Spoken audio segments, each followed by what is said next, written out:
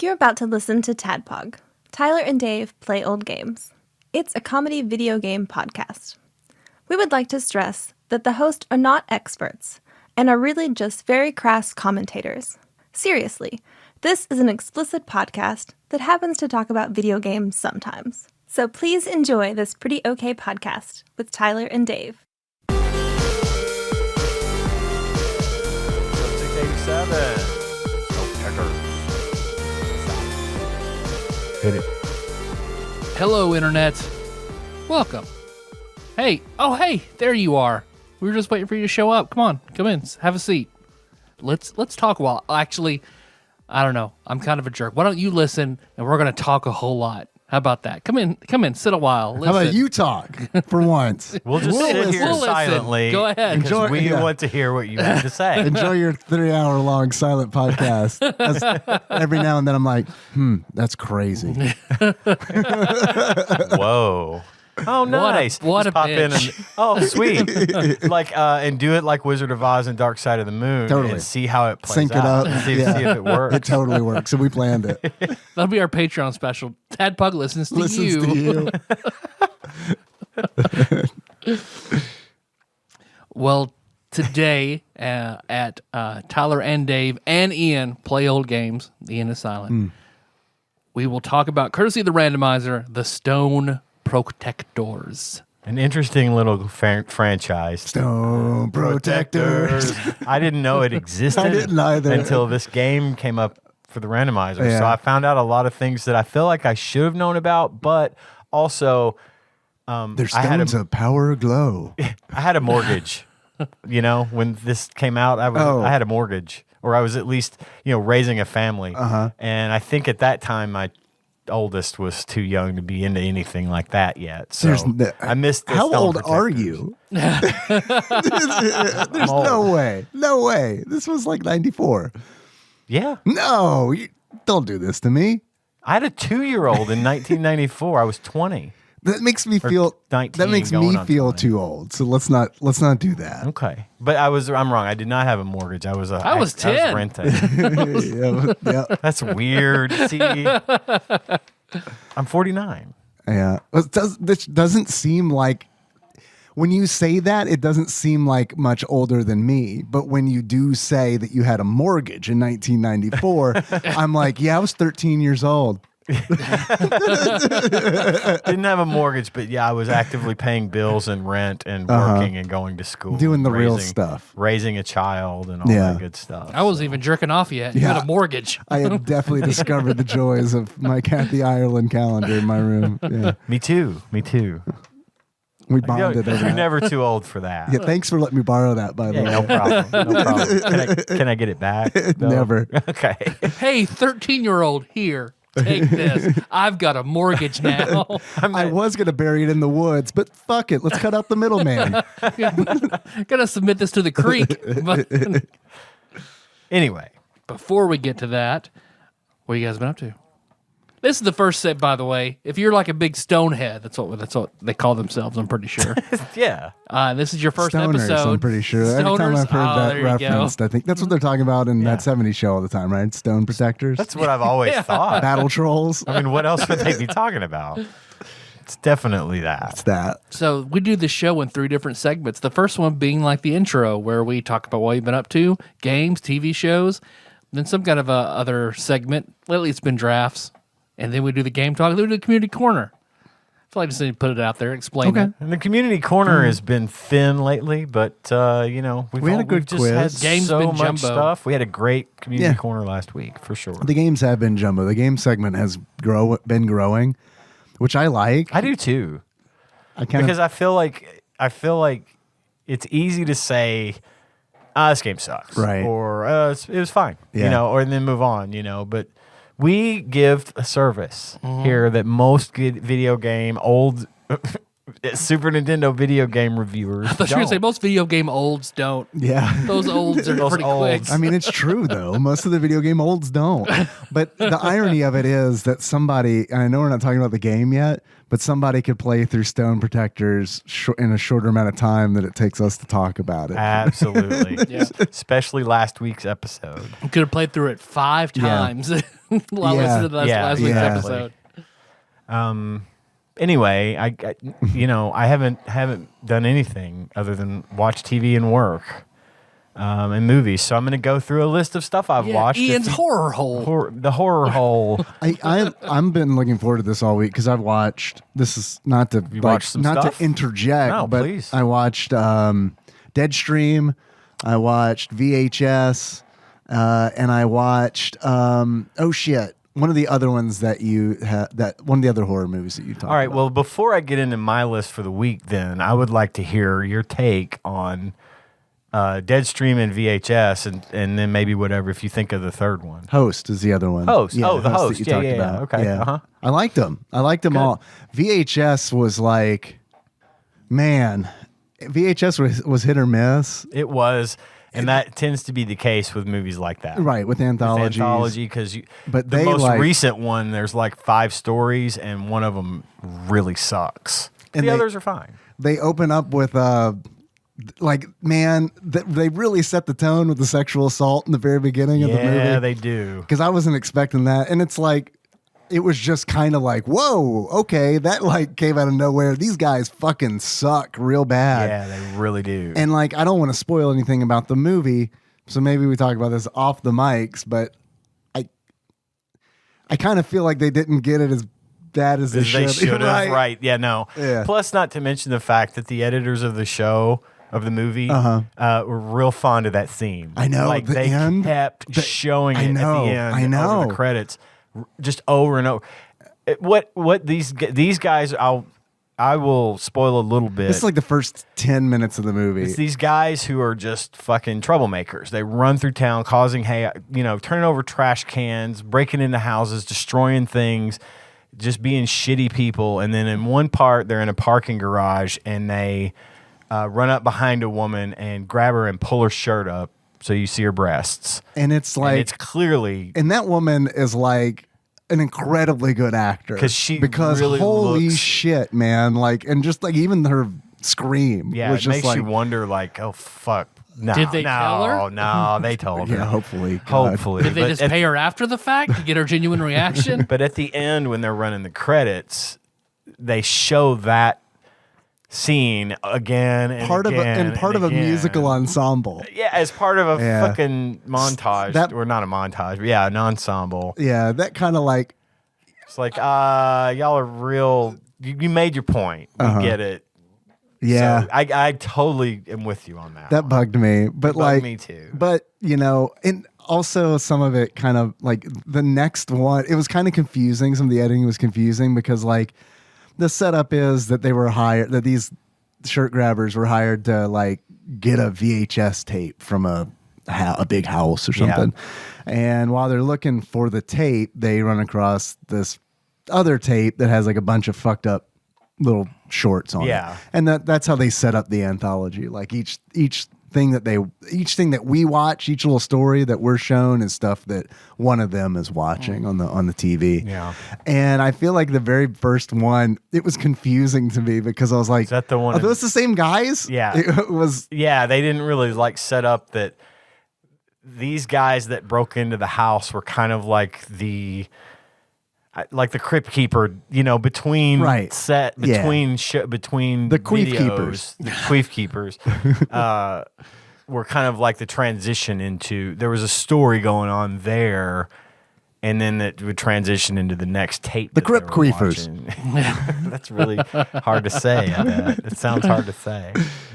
But anyway, so you liked the movie generally speaking, aside from that? Yeah, although like I probably like that one the least out of all. Like I liked it. I liked it. Was like, this is cool. I'm not gonna watch the other ones. It was kind of one of those. The other ones, I think they are better. I think they get a little bit more. Okay, well maybe I will then. But it's not. I'm not trying to say that it diverts very much from the format, but it's different enough, and the stories I think mature a little bit and get a little better. Some of them I really liked. Like some of them I thought were really strong. Yeah. A reoccurring theme in that movie, though, in VHS is, it feels like in every single one of them, someone falls downstairs and breaks an arm and a leg. I mean, it was like at least 3. It happens like 3 times It in the movie. becomes a trope within that movie. Which, I mean, I get. It's like, that's the falling down while being chased. Like, that's a trope already. But I mean, it's just funny because it's like, maybe it's just because they're all like POV cam, like kind of thing where it's like, it'd be cool if we threw this fucking camera down some stairs. And like all the filmmakers. Get the broken bone kit. We're doing another fucking falling down the stairs. And then some of them I thought were really cool because like there's one about like this couple that's on like a road trip, and this like strange woman like approaches them and asks them for a ride, and it's all like creepy and shit. And then like you're shown like a POV of like somebody in their hotel room after like they're asleep and all that. And that was a good one. That's a good one because it just kind of fucking ends. Yeah. Like it's a short one too. And it's just like, oh fuck. Yeah, it's good. I liked that one a lot. That one gave me the fucking will. Yeah. Yeah. It's a good one. But then there's also like, and I don't want to fucking like, it's hard to talk about because I want to talk spoilers and shit. But like, there's another one I thought that was just awful, and it's where like this girl like takes some friends up to the woods, and then they're like attacked by a glitch man. Oh yeah, I didn't like that one. I thought like, that one was. It was just a way for them to show off a little some special effects things, which is like whatever. He's just a man made out of glitches. So missing the glitch Pokemon. Yeah, right. If they would have gone, don't catch missing no, don't do it. That would have been better, I think. Well, if they the unfortunate side effect in movies like that, especially modern movies where you've got a lot of people kind of doing the streaming movies with horror, and it's all webcams and GoPros and things of that nature. They're going to have to like ramp up the technology to match with sort of what you're seeing. We're in the video age, right? Just, and I think to an extent, I liked the effect. Sure.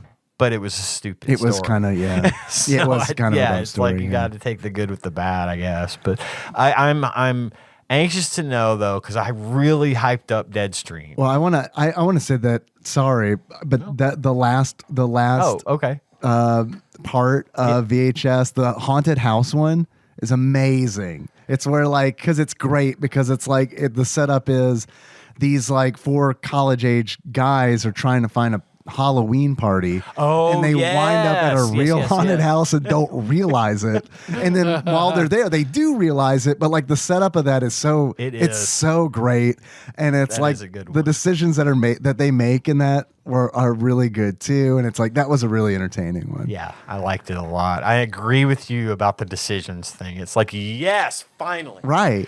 Yeah. So yeah, it was logic prevailed, at least as best as it could. Yeah. Deadstream. I hyped up Deadstream pretty hard. I loved that movie. I liked it. Did you? Yeah, I liked it. It was it's funny because I forgot about you saying that it was reminiscent of Evil Dead. Right. Tree rape. Because I talked about tree rape so much, my brain was just like, stop listening and just like wait for opportunities to bring up tree rape. Like you do. So I forgot about that. Right. So when I was watching it, there's a scene where like he's the streamer guy in the haunted house is like hiding in a closet, and he's pulled a blanket over him to like hide. And at one point he's like trying to get it together, and he pulls the blanket off over his head and puts it in his lap. And he's like trying to he's like trying to give himself like a encouraging talk. And then like he lifts the blanket off of his lap, and the ghost head is in his lap and bites his nuts. And that's when I was like, oh yeah, Ian did say this was like Evil Dead. I love that movie. Big fan. It was good. Big fan. I liked it. Yeah, it was good. And then by then I started to forgive it a little bit because I was, up until that point, I was like, man, this ain't scary. Like at all. It's not scary. I mean, it's like got all the effects. It's got like all the accoutrement of like a scary movie, but it's very much like it's a comedy. It's a comedy. It's a comedy first. It's a comedy, yeah. And it was also like, I think I was annoying Nikki because she was watching it, and it's a predictable, like it's a predictable movie, and it's supposed to be. So like every time I'd be like, oh yeah, he shouldn't have done that. That was I did that shit too. that was an elder sign, I'm pretty sure. But oh God, I know. I did the same thing. I'm Yeah. like, what are you doing? What are you doing? But anyway, But it was good. Good. I'm glad you enjoyed And it's a it. cool take on the genre. It and is. like It was fresh as fuck as far as I'm concerned. I really thought it was nice. my favorite thing about it is during the whole movie he's got chat running. I don't know. I couldn't help but read the chat. I know, and it's great. And I it's feel like I probably missed some stuff because I was reading the chat bubbles. I definitely did because I was trying to split my attention between chat and like what's going on. But my favorite thing about it is it's so cool because it's like at a point in the movie, and this isn't like a major spoiler or anything, but at a point in the movie, he loses Chad.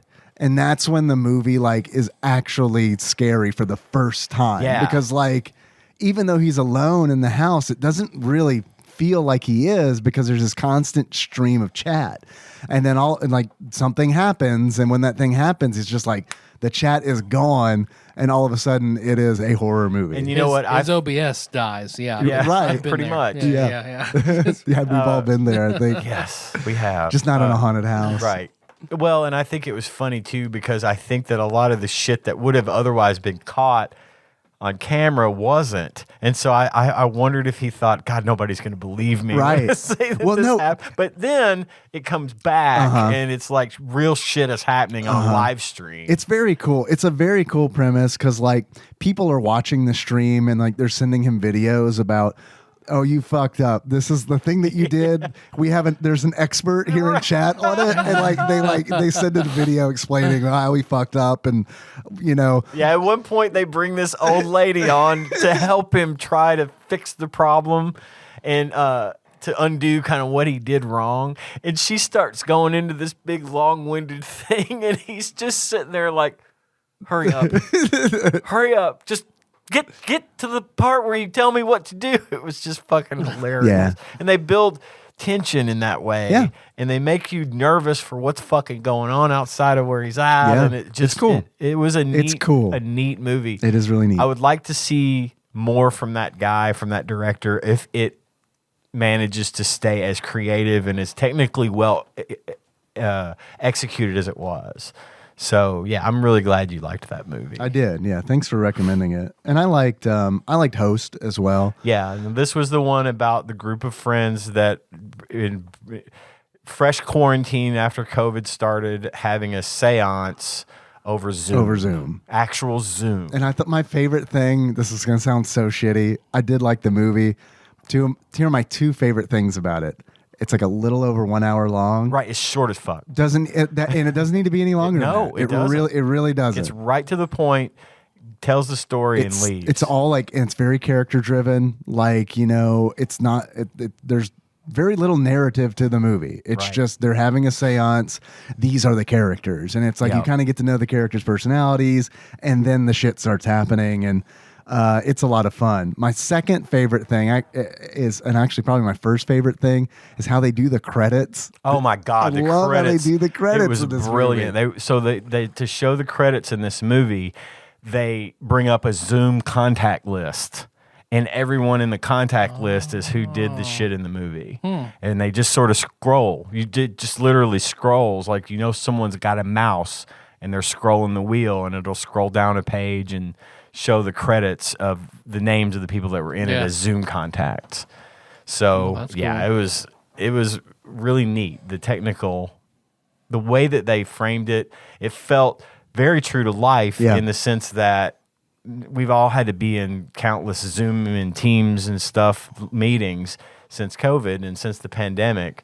And I thought, it was cool that someone jumped right on that and did it well. Yeah, it was cool. Wasn't shitty at all. And the effects are really nice because they're all done through like the filter of Zoom, so it's like a lot of the stuff's really creepy because it's not done in like a high budget kind of look. It's all done in this like webcam kind of style. And there's this one, this may be a little spoilery, so jump forward a couple minutes, but one of the participants in the seance has a background that she recorded of herself in her bedroom coming out of the bathroom fucking and, with like, a drawer, getting she's, something like, out of the brushing her drawer, teeth. brushing her hair, brushing her teeth.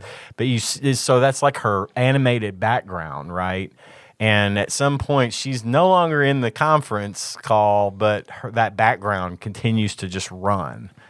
And get based on what's happened to her, it's creepy as fuck because you see that just continuing to run, and she's fucking dead. Yeah, so because she leaves and then like technically doesn't come back. Yeah, I don't want to give too much away. No, that's all I'm gonna say. But that loop, the thing involving that loop was like probably one of the scariest. Oh, it was terrifying things in the movie. Yes, it was. That got Nikki real bad. Did it? Yeah, or real good, I guess. Yeah, good is better.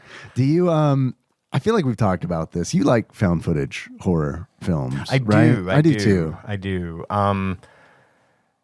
Very much. There's one I want to recommend to you that Guitar Man Dalton recommended to me last year, and I watched. I think I pulled it up. I don't know how to pronounce it. It's a Korean horror film called Ganjam. Okay. It's Gonjiam, Haunted Asylum. Oh. And the reason I thought about it is Deadstream made me think about it. This is not a funny movie like Deadstream is, but the premise is the same, where it's like we have a live stream going and we're going into this haunted location for the views and for the sponsorship kind of deal. So it's kind of got this similar angle. It's got one of the guys from Squid Game in it as well. Oh, sweet. Okay. So love that whole cast of that movie. I think show. it's So yeah. I think it's the guy who played the cop. If it's been a while since I've watched it, but I think it's him. It like to the point where it's like it was weird because we watched it like literally like 3 days after we finished watching Squid Game. So it was like, oh, this is weird. That's that's the guy. Is this the same universe? It's Probably not. It's definitely not. So if you don't mind, I'm just going to go through this week's list of stuff. Maybe I'll recommend something else you'll like. Yeah. To start off, of course, I've got to mention The Office again. I'm in halfway through season 8 now. You're almost done. You're on the last leg. I'm almost done. I definitely 100% did not get teared up when Michael proposed to Holly. It did not happen. No, I believe you. I did not choke up and almost cry, I promise. Sure, why would I not? It was not a touching and wonderful moment at all. Yeah, I got nothing. Yeah. What about Scott's Tots? Did you enjoy that one? Didn't bother me. Really? Really? But at that point, I was numb to the cringe. There you go. I am over it. So Okay. I do like the show. It's funny. I dig it. I think I'm really super glad that Will Ferrell was only in it for 2 episodes. Yeah. Because The I was only gonna part I was skip gonna on a rewatch. stop. I was Really? gonna Oh, yeah. stop watching if he was gonna continue to be the manager of It's the awful. show. I love Will Ferrell, but man, those are the worst episodes of The Office. Agreed. I like Will Ferrell. I like him. I wouldn't say I love the guy. Will I Ferrell. like a lot of his work. It depends. I like a lot of his work too, but I feel like a lot of his work depends on who's with him. I get that. Yeah, yeah. Because I mean, like, I think Anchorman's really good, but I think Anchorman's like I like him in Anchorman, but it's got like a really good supporting cast. Oh yeah. That would be nothing. without Step that Brothers, cast. I think Same. is John C. Riley. him and John C. Riley Same together with- are fucking like Talladega Nights. That's a good team Yeah, up it right is. there. Because I love John C. Riley, and I can take him in single doses, but Yeah. Will Ferrell alone is rough. Well, for John me. C. Riley is one of those guys who can actually be in serious Yeah, movies sure. and pull it off. He was the sheriff in Dolores Claiborne.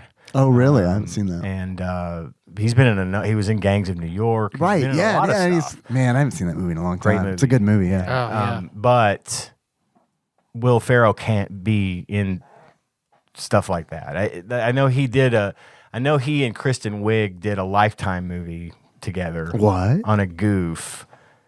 Is it funny? No. Like they do it and they play serious roles in the movie as a joke. Is Meredith Baxter Burney in it? Probably somewhere, or at least the producer. I can't remember the name. It's not Without My Something, whatever. I don't know what it is. But they were in it together, and the movie is I haven't seen this movie, but it's totally serious.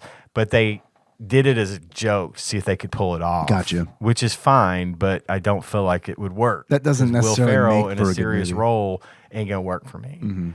But and again, Just you mentioning, have you seen The Spoils of Babylon? no. because that is Kristen Wiig. It feels like a Lifetime-ish sort of movie, or like The Great Gatsby. It's weird in that.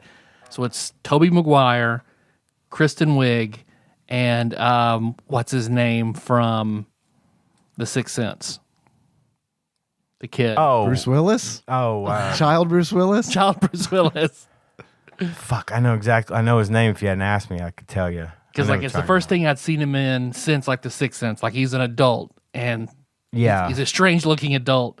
But It's not Osmond, is it? Haley Joel Osment. Yeah, there you go. Osment. Okay. There's only one season. Came out in 2014, but it is the most bizarre. I think you would absolutely love it because it is. It's I can't even say it skewers. It is its own thing. Mm-hmm. So that would be my rare recommendation. The Spoils of Babylon, one season, a very, very strange, weird comedy. Where did it run? IFC. Oh, okay. Yeah. I might check it out. I mean, look, Kristen Wiig can play, perfectly serious roles. She's actually a good actress. She happens to excel at comedy, but she can do that, just like John C. Reilly can. Uh-huh. It's just Will Ferrell just is kind of in one lane, and if he ever comes out of it, and I feel like I don't know, I just didn't find his episodes of The Office funny, and his whole character. It was D'Angelo Vickers, I believe, is his name. In that, Yep. It just didn't work. Yeah. It just didn't work for me. I was glad they took his character off. I love the little cameos. Jim Carrey. They had a Jim Carrey cameo. They had the Ricky Gervais cameo, which was obviously a call out to the original series. Oh fuck! They had a couple of really good cameos when they were transitioning, towards Andy being the manager or whatever, and then James Spader, of course, ended up. And I like a lot of people I know do not care for this Spader's character in the show. Oh, Robert I think California's he's. I think he's great. I think he's probably right up there in my top 5 favorite Office characters. I'm having a really hard time because I don't want to spoil shit, and I can't remember the timeline after Michael leaves. I still watched, but I didn't like really watch. So it's like I forgot the timeline of bosses after he leaves, because there are several where it's like, oh yeah, that was good. And so I don't want to say anything because I don't know where you are and I don't know the order in which things happen. Gotcha. So when you're done, we'll talk. Sure. Yeah, I'll be done by this time next week for sure. Anyway, going back to my list, because I don't want to run too long on my part today. I've got 2 more really good horror movies and 1 really horrible horror movie that I'm going to bring up today. Okay. The first one is called, the first 2 are Terrifier and Terrifier 2. Okay. This is Terrifier 2 was just recently released, like last week. Okay. Terrifier, it's a clown movie. Oh, Only okay. this is like a clown that, like one of those mime clowns. Okay. Only he's super scary looking. He's super loud. Completely doesn't know how to be a mime, but he's really scary.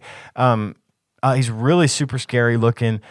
The guy that does him is a professional kind of mime type guy, and his makeup is horrifying. He makes Pennywise the clown look like a rank amateur, because this guy is, first of all, he's terrifying because he never speaks. He only uses gestures. He's always making big scary smiles as he's, murdering people. He's a sadistic asshole. Just kills for the sake of killing. There's no motivation. There's no explanation as to who he is or why he does what he does. His name's Art the Clown. And it is absolutely horrifying. And art is subjective. These are the some of the goriest movies I've ever seen. And they use practical effects for everything. Nice. It okay, is. that's cool. How old are they? I mean, I know you said Terrifier, 2 I think, out. came out in like 2016 or 2015, 2016. And it was very indie, very low budget, whatever. And then, but he ended up doing a Kickstarter or Indiegogo or something for the second movie. And his goal was to raise like $50,000. And his first movie had garnered such a following that he earned like $3 million. And I hope he was like, and I'm still only going to spend $50,000. Right. I'm just going to keep the rest of this. I told you I needed 50 grand. Because if I spend all of this money on the movie, it's going to be incredibly different than the movie that you love, right? Well, you'd think. Chairs or a printer, or you turn back in the surplus budget and you go to Burlington Gum Factory. Do you remember? Do you remember recently when you brought up the movie Bone Tomahawk to me? Yeah. I mean, I don't know that it was recently, but time's a flat circle. Recently, I mean in the last year. Yeah. You brought up Bone Tomahawk. Yeah, I love that movie. I hadn't. I thought I had seen it, and you're like, if you've seen it, you know. Mm-hmm. You're right. I hadn't seen it, and now I have seen it. Oh, is that the terrible one? Huh? No. No, I'm using this as a setup for something else. Okay. The scene in Bone Tomahawk, you know the one. Yeah, of course. Yeah. The scene. There's one of those in Terrifier, only it's 10 times fucking worse. Jesus. Terrifier 1? Yeah. Okay, I have to watch it then. Definitely watch it. I have to watch it. Now, Terrifier 2 just recently came out. Of course, it was a big deal because he got all this money that he wasn't expecting to get, and it picks up right where the first one leaves off. And it is terrifying. It's good. It's a great. It lives up to its name. It lives up to its name. It's a great movie. Okay. But it's 2.5 hours long. That's a long ass horror movie. That is a super long slasher film. Now, I will tell you, it did not feel like 2.5 hours. Does Art get all of the Infinity Gems by the end of the movie, or just half of them? They leave that up in the air. Okay. They do. But anyway, I'm not going to go too much. I just want to. Is this on Shudder? Terrifier 2 is on Shudder. Okay. I don't know where you're going to find Terrifier. Oh, did you have to rent it or something, or you watched it a long time ago? No, I just recently watched it. I just don't remember what platform we watched it on. Okay. Because Gage has friends in the industry, and sometimes they'll send him, videos that we can watch, movies that are in limited release or haven't been released everywhere or whatever. I just don't remember where it is. It may be on Hulu. I'm gonna look it up. I'm gonna find this. Find Terrifier and watch Terrifier 1 and 2 and let me know. Just be warned, it's very gory. And it makes you laugh at how absurdly scary it is. Just like the way this guy acts is he's just such a dick. He's such a dick. I mean, it's bad enough that he's murdering people, but the way he does it and the way he it's almost like he's clearly having fun doing it. And it's nuts. I've seen stills from this movie. Okay. Yeah. I've seen the clown is hard to fucking forget. Yeah, absolutely. You see him once and you're like, oh, yeah, I know. I've seen that somewhere. I've definitely seen. I haven't seen this movie, but I've definitely seen this face before. Okay, so check out Terrifier and Terrifier 2. Now, I'm going to I'm going to go ahead and say Terrifier and Terrifier 2, 4 stars. Check them out. Love them. Okay, Love these movies. What's the horrible one? Oh, my God. So we've been going through Home Alone 3. It is. We've been it's the reboot of Home Alone that just came out last year, which is on Disney, which is terrible. Did you watch that one? I watched at it. Cohen wanted to see it. No, not good. I assume bad. No, it's stupid. That's because someone sold their soul to get Home Alone off the ground in the first place. So all the spinoffs are going to be bad because they're not selling a soul. Exactly. So. They need flesh to bind the ritual. We recently got Hulu. Okay. That was the one streaming service I didn't have. But we had some other stuff we were monthly paying for. Do you have the Criterion Collection streaming service? I do not. Me neither, but this one I always That's say. The major ones I'm thinking of. Yeah, Gage. I think Gage has that. Yeah. He's a big Criterion nerd. He loves those. There are so many like bespoke streaming services like that. Yeah. Very like niche, but we finally got Hulu, and so we've been going through their horror movie collection, which is significant. I mean, I didn't realize Hulu was as good as it is. Yeah, so Hulu's pretty great. Glad we got it. And this movie is called just in time for them to raise the prices. I bundled it with my Disney okay, Plus. there you go. But I already know they're raising the price in December. I budgeted for that. Good. Like it's not crazy. It's but not I mean, a lot, but still, it's like I canceled In a few more years, it will be. right. That's right. Yeah. I canceled something like $17 or $18 worth of streaming stuff that I wasn't watching ever. and then upgraded this to the $20 one with no ads. That's Disney Plus. I don't watch the ESPN. You can do it with no ads now through Disney Plus? Yes. Oh, shit, I gotta get on that. But I'm still ahead by like $7. I'm still, you know. And now you can watch Chainsaw Man. Now I can watch Chainsaw Man, good, which man. is something It's I good. definitely am going to do. The movie that I'm going to shit on, but I still want everyone to watch so they can shit on it, is called Dash Cam. Okay. And of course, it kind of falls into that same genre of live streaming and things. And I thought, oh God, well, we just watched this great Deadstream movie. This is a good thing. Let's watch. This is the biggest piece of shit I have seen in a long time. The last movie I hated as much as I hated this one was Cabin Fever. The original Cabin Fever movie by Eli Roth, starring Ryder Strong from Boy Meets World. Oh, no, I know the one you're talking It's about. awful. I hate that fucking movie. Oh, no, I was thinking of Cabin Boy. Oh, yeah. Chris Elliott. Chris Elliott. Yeah. That is not to be confused with Cabin in the Woods, which is a masterpiece. Sure. But Cabin Fever was my most hated and remains one of my most hated movies. Now, they've remade it since. Eli Roth signed off on it. The remake is better, but the original Cabin Fever was shit. This movie is worse than that. It's called Dash Cam. It stars this woman named Annie Hardy. And she did this thing, and I'm not. She invented Hardee's. She did. And Annie's Pretzels. Yeah. Prolific. And it's She's very, she's a prolific eatery. It's the story of her starting these companies, which wasn't a horror movie at all, which is why it was so terrible. No.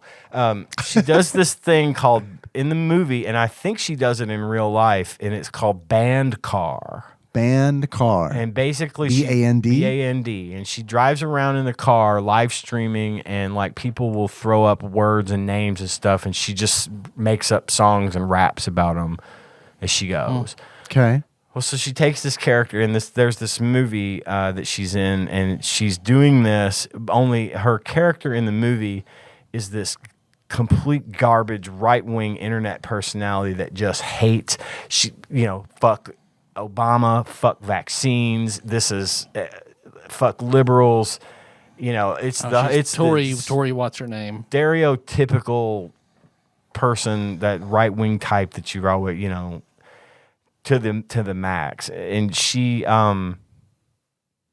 drives around, is doing this thing, and this is at the again. Tommy Lauren. That's who it sounds Oh, okay. like. Yeah.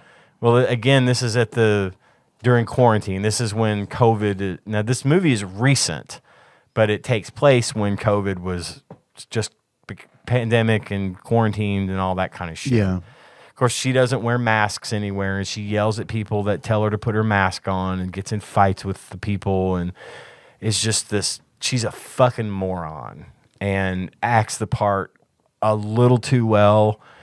She ends up going to London to catch up with an old bandmate, and ends up stealing his car and going to get food at a restaurant that mistakenly took her DoorDash order or her online order. When she gets to the restaurant, it's closed. When she goes in, this old lady says, "Hey, we're closed. I'll refund your money, but hey, can you do me a favor? I'll give you this stack of cash if you'll give this woman here a ride." And the woman turns out to be some kind of monster. Okay, and I don't care if I'm spoiling this, because there were a lot of things in this movie that were fine. The special effects were pretty good. It had some really scary moments, and it actually would have been a good movie if anybody but this woman had been in it. Because what I read was that apparently they were going to get an actual actress to play her in the movie, and that she wanted to be in it, and they finally convinced them to let her be in it. And so she'll be like driving around and rapping and making these stupid raps. Did you ever see the movie The Visit by M. Night Shyamalan? The Visit? No, I don't think so. It's kind of the take on the Hansel and Gretel thing. Oh, almost, no, or definitely. the Big Bad Wolf or whatever type of deal. A couple of kids go to their grandparents' house, and weird shit happens. Okay. And it's actually a really good movie. Highly recommend it. Anyway, the kid is like this little white kid, and he raps, okay? And he's really kind of bad at it, but it's charming and it's funny, and it works. Yeah. She is a terrible terrible rapper. She cannot improv. A rapist is what they're rapist. called. Yes, It's it's spelled true. the same, different meaning. Every other word is like something about dick in my ass and All right, it's my kind of rapist. rapper. Yeah. fuck the. I ain't getting. I hated this movie. Yeah. Evil Dead trees, a dick in my ass. It's true. That was better. Driving around, putting that shit on blast. Way better. Yeah, it's You're pretty already good. ahead of her at this, and you've just been doing it for like 25 seconds. Well, he's not owning libs though yet. Wait till he gets to that part. Get to the owning libs part, and you'll have it. It was a huge mistake, this movie, and I really don't want to be the only one that saw this and hated it. I'm not gonna watch that one. I know you're not, and that's fine. But honestly, check it out if you want to be annoyed to death. Otherwise, just avoid it Oh. at all costs. It sounds horrible. Every review I read about this movie Yeah. said the same thing. It would have been better if anybody but her had been in it, and her rapping and her stupid. Speaking of credits, the whole time they've got the same deal going, like in Deadstream, where there's chat going. Oh, okay. She's live streaming, and the chat is scrolling up the screen, and you can read the little messages and stuff, and those were funny. But at the end, they do something similar where they'll have the names coming up in the chat bubbles for the credits, and she's in the car driving and making up raps about the people's names. And we couldn't even make it to the end of the credits. It got so annoying, we had to turn it off and be like, I'm not going to finish watching the credits. Does she even know the 5 best rappers of all time? But anyway, I had to throw that in there for good measure. Yeah. Awful fucking movie.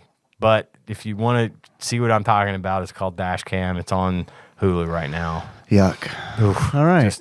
It is mercifully only a little over an hour long. Okay, I might actually watch it. Without credits, it's about an hour 6. All of a sudden, I'm almost sold on it. That runtime that's nice. It might like be. that. It might. It just. I can't. I'd love to hear anyone else's take on it, but if you don't watch it, you're lucky. I'd rather watch Terrifier. It sounds like. Just watch Terrifier. Forget I said anything. All right, let's go on. Move on. I've talked long enough. What do you got going on, Dave? I mean, I watched all those movies that you talked about. Okay. So that's pretty much, I did that. I've been playing a game called What the Golf. Have you heard of What the Golf? I heard of it. I don't know much about it though. It's pretty funny. It's a pretty funny game. It's been on my radar since before it came out, but it went on sale recently. So I was like, okay, I'm going to go ahead and scoop this up now that's on sale. Seems like a good Steam Deck game. And it's essentially it's very difficult to explain. It's a golf game, kind of. Everything in the game is based around the golf mechanic of you hold down a button and that determines how hard you swing, and then you let go, wherever you let the button go. And then there's an arrow that you point in the direction that you want to hit the ball. But the thing is, it goes there's one actual hole of golf, and then all of a sudden it goes completely off the rails, and it's it starts to feel almost like a WarioWare game, because it's every hole is kind of like its own mini game, but they're all built around that mechanic of you hold the button down and then let go to determine your power, and then you point the arrow where you want it to go. There's a level where it's Super Mario Brothers World 1-1, and you control Mario strictly by like you would a golf game. You point the arrow where you want Mario to go, and then you hold the button down that determines how far he jumps. Oh. And then That's messed up. It's totally messed up. All of a sudden you're you're in space all of a sudden. And it's dreamlike, because it's there's no it's just all these transitions, these jarring transitions where it's how the fuck did I end up in space? So it's really good. I recommend. So is it like that the basketball game in Dead Space, to where you're running from necromorphs and trying to survive. And No. if you want to get all the achievements, you have to play a really long, weird game of zero-G basketball. No, fortunately, it's not. Even though I did get that achievement for that necro basketball. No, that's like, because in that game, that was all that was. You know what I mean? Like, it was just like that one mini game where it's like, that's all that it was. This is like constantly changing. At one point, I don't want to spoil this, but it's fantastic. And there's so many moments in the game like this. At one point in the game, you are the golfer and you're at a regular ass hole and you've got your golf club and you go to swing. And then when you actually swing, instead of you hitting the ball, you launch the golfer. And it's just a moment where it's like, so many times in the game, like your brain is like, "Whoa, it just glitched," and then it catches up, and it's like, no, that's how they designed it like this. That's awesome. So it's kind of a mind fuck, but like in a good way. Cool. It's cool. I like it. What the golf? What the golf? All right. Yeah. Cool. It's good. And then I'm caught up on Chainsaw Man. Still loving that show. I'm in. I'm gonna watch it. It's real good. It's real good. And I think that you would dig it a lot. Okay. The character, like some of his motivations, I think, are in line with some of the anime that you said that you like to watch. Okay. So, and there's like, because like, I don't want to, it's not really a big spoiler, but it's like his big thing right now is that he wants to touch boobs. That's like his big thing. And it's like, does sound a lot like something I've been watching, or I was watching, the high school one, the Demon High School thing. I can't remember the name of it now. But it's like, what's nice about it is like the art style is like juxtaposes that, because that's like, when I think of anime where it's like that's the protagonist's like main goal, I think of a certain art style. And this is definitely different. This is like a darker style, and it's a really good show. And this is rare where I watch a show and I'm like, man, I kind of want to read the manga. Naruto was like that, where it's like, oh man, I kind of want to read the manga, especially when like we got caught up, where like the show like was like, oh, we got to do filler now until like more story is made.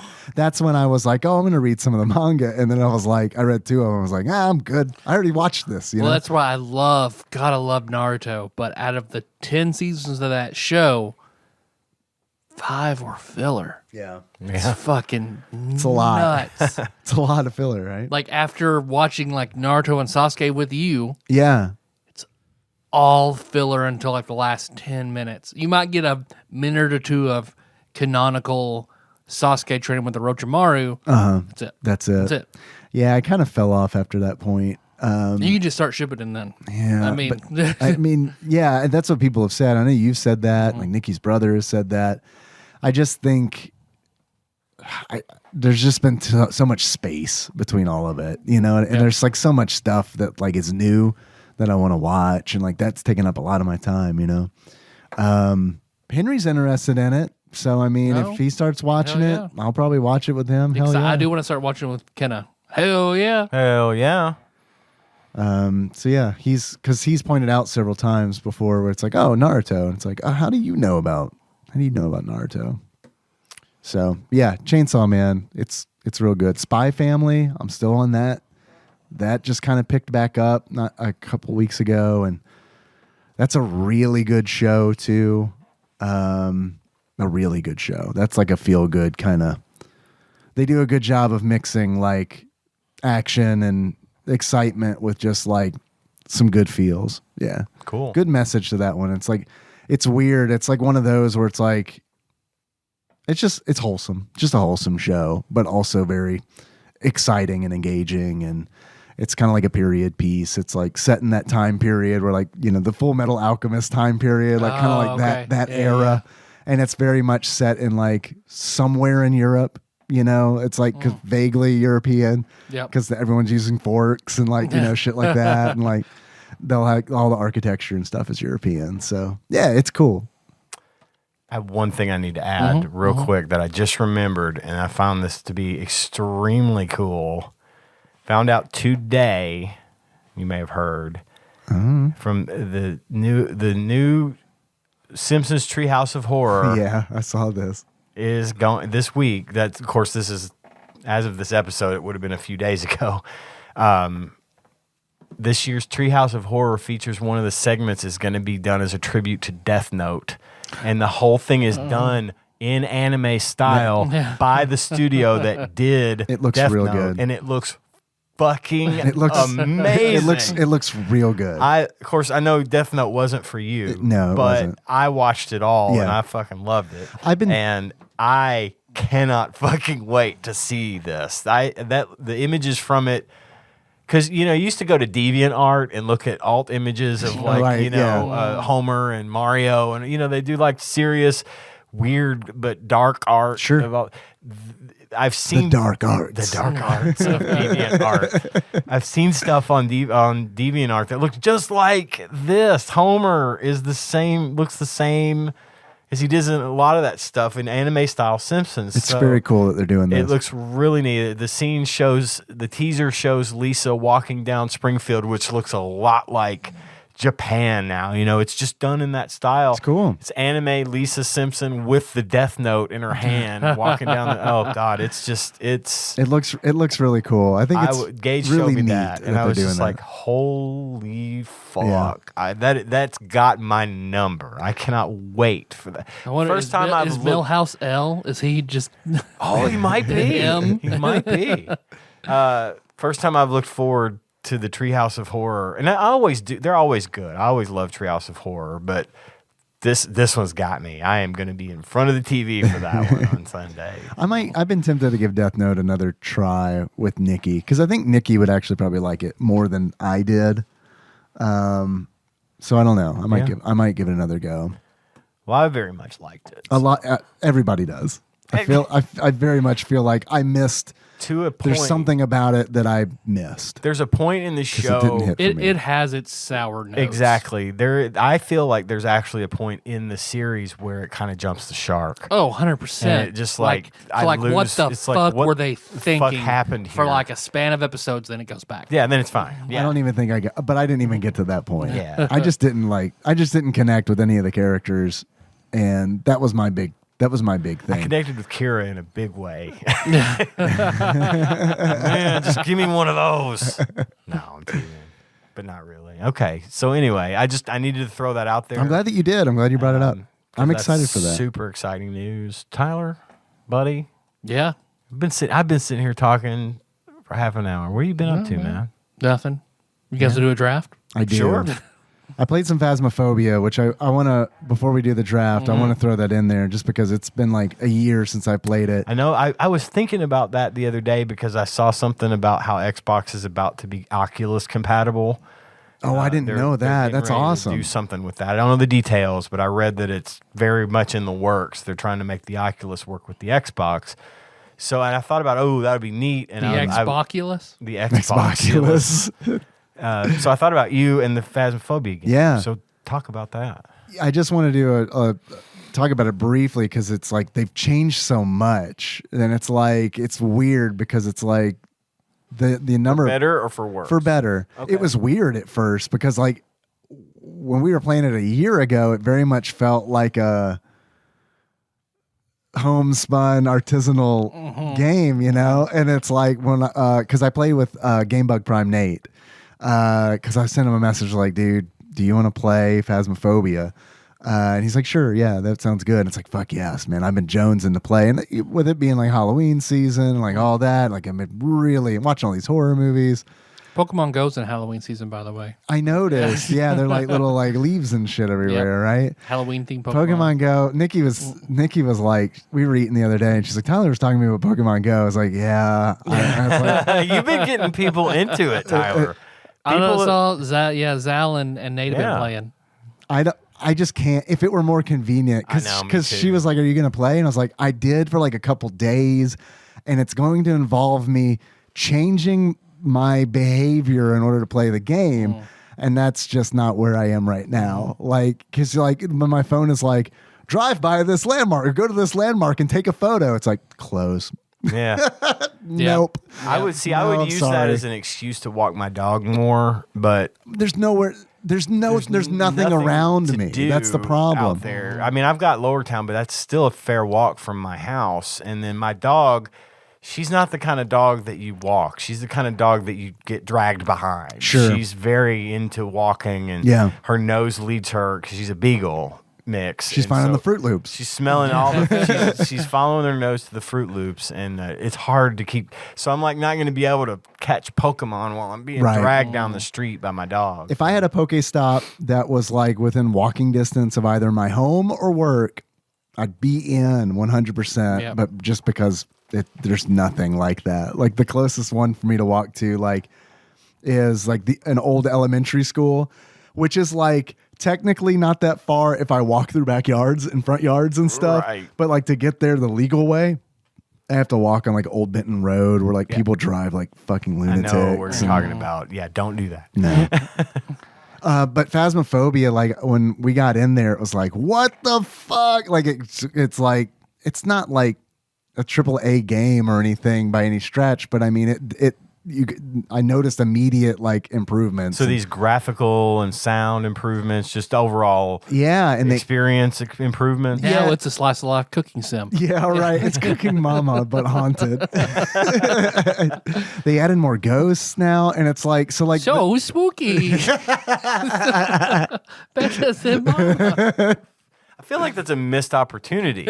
Really.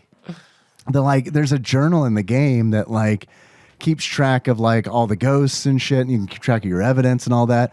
That motherfucker's like 64 pages now. Oh damn. So they've It's a added handbook for the recently deceased now. Yes, right. First, draw a door. Yeah. So it's good. It was a lot of fun. And they've also taken some of the maps and made smaller versions of them, which is perfect because it's like sometimes you don't have a group of 4 people to play this game and it like immediately cuts off, the majority of the maps where you can go. Cause it's like, no one wants to do the haunted school. Like it's a big high school, 2-story high school. No one wants to do that with 2 people because it's like, you're going to fucking die, man, before you even find the room where the ghost is. It's going to take you so long to find it that. What's the max you can have on a team? 4. Okay. And it's definitely fun having like a full group, but what they've done is they've taken some of those maps and scaled them down a little bit. So you can still do the maps, but they're more doable now with like 1 or 2 people. Playing this game 1 person is a terrifying experience. Playing it solo is super scary. Unless you're like, I know there are people who really have like figured out the mechanics and like they've definitely gone, they've transcended this as an experience, an immersive experience to this is a video game. And I know how to beat it. And I know how Yeah. to beat it. Yeah. So, which is weird because it's like on one hand that's cool, but I definitely don't want to do that. I like playing it and being scared. That's like, so that break was nice because it like allowed. I did feel like your meter kind of dropped down. It did. Little, yeah. It drained because we were playing it so much, so frequently that it really did get to the point where it's like we kind of had a system down, and it's like if you follow the system, it's gonna be good. So it's nice to kind of go back in with being like, oh, how do we play this again? Yeah, it's kind of nice. Cool. So anyway, sorry, I didn't mean to, I don't want to step on the toes of the draft, yeah. but I wanted to get that in. Well, what kind of draft do you guys want to do? And normally we figure this out ahead of time, Right. And we have not discussed that at all. Do we have options? I've got four ideas. Okay. One, I think I mentioned fruit. Things with wheels. Things with good fruits. I think sandwiches. I think if that's, include deli, but also include like specific fast food sandwiches. Yeah, I'm gonna you get- say Reuben, you could say Big Mac. I'm gonna get real. Yeah, I was about to Pacific say I'm gonna get sandwich. real shitty with sandwiches because we're like hot dogs. We're gonna like get real granular with like our sandwiches, tacos. It's grain. It's flat pieces of grain wrapped around meat and vegetables. Soup in a bread bowl. Right? Calzone, pretty much a sandwich. Let's not do sandwiches because we're going to sit and debate all night about what sandwiches are. There's cookies. Or it's too broad. Cookies. Philosophical. Our breakfast We haven't done foods. cookies yet. Cookies We is an gotta option. we gotta do cookies. I can't believe we haven't Cookies? done cookies Okay. yet. Yeah. We gotta do Cookie cookies. sounds good. I say that, but like by the round 3, I'm gonna be like, "Fuck! What other cookies are there?" No, I got this. Extra I'm a chocolate cookie guy. chip, Chips Ahoy, hoy, hoy. chewy Chips Ahoy, regular Chips Ahoy, Reese's Cup Chips Ahoy. Shit, that all counts. Milano, the other types of Milano. Alyssa? Alyssa. The best cookie ever. No, not a fan. No, definitely a fan. No, I'm talking to Tyler. He made I thought you were talking to me. I'm like, what? Of course I am. No, I get that. She is pretty. I like her body of work. I like her politics. But based on my predilections, not at all. Not at all. Okay. Not at all. Well, there you Yeah, go. basically what I'm into. Yeah, no. All right, so we're on a roll of D4. Dave 1, Ian 2, me 3, 4, we reroll. Sure. 2, Ian goes first. I get to go first. Well, I'm leading off with the good old-fashioned Oreo. Yeah, Let's that's a go really Ian, good- Dave, me. it's a really good let's pick. circle around. Let's go clockwise. Okay. Just a strong. It's each one is technically 2 cookies. I don't know that I know there's a lot of different kinds of Oreo. I'm gonna actually amend my answer because if we have to say specific flavor of Oreo because I know There are enough flavors of Oreo There's so that many you do have goddamn to. Oreos. peanut butter. There are Oreo. peanut butter Oreos? Well, it's the cream is a peanut butter cream. Really? Like 2 chocolate cookies. So your number one choice peanut is butter in the middle. peanut butter Oreo. PB Oreo. I like the yeah. lemon ones. Have you had the lemon ones? I do. I haven't. Are they lemon? Sounds like cookie? you. It sounds like you. I don't. wouldn't I don't. Like them, I'm but- not a big lemon. Yeah, then you definitely guy. won't. I like love baked, lemon. baked good lemon stuff isn't my. So good. Oh man, Jam. I'm all about that. Yeah. Yeah, I Have like. you had the lemon Oreos? Nope. Oh man, yeah. Try them.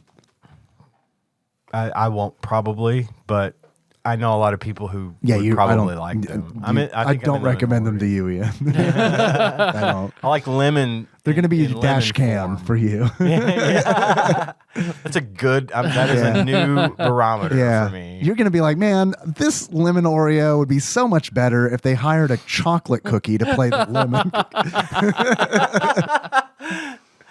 Perfect. But yeah, peanut butter Oreo is my favorite. I like a regular Oreo just fine. That would have to be like a double stuff though, because I feel like the cream to cookie ratio is wrong in a Yep. standard Oreo. But in the peanut butter ones, I think they're awesome. And the peanut butter isn't as sticky as the white cream in the Oreo, normal Oreo. So when you pull them apart, because I do, I'm an Oreo puller aparter. Do you pull or twist? Well, with the peanut butter, you can just pull. I pull. That sounds good. And then the peanut butter Wow, they cream, got it right. the peanut butter cream just peels right off the cookie. It's perfect. So I eat that first. So you got like a little vinyl record made of the peanut butter? Yes. I scoop that up with my Vinyl. tongue. Vinyl, sorry. And then finish up with the chocolate cookies. It's such a good thing. I love them. All right. I'm going to have to try these. They're good. I have a hard time finding them, but they're out there. I got them at Walmart recently, so. Oh, also now we have 3 boxes of Count Chocula in the house. I've stocked up. Man, I just recently saw a video on those cereals. Yeah. And like it's something I normally wouldn't have watched, but like YouTube threw the thumbnail up and I was like, yep, we just talked about this shit. Absolutely. My phone spied on me and they're like, yo, dog, you think you would like this? It's like, yeah, you're right. I do. I'm going to watch it. Advertise to me. Fruit Brute. Originally lime flavored. Are you serious? Yes. Ooh. And I didn't know that. No. I didn't know that Yummy. I want my cereal ceviche. No. Milk and lime. you can have raw milk in your cereal. Illegal raw milk.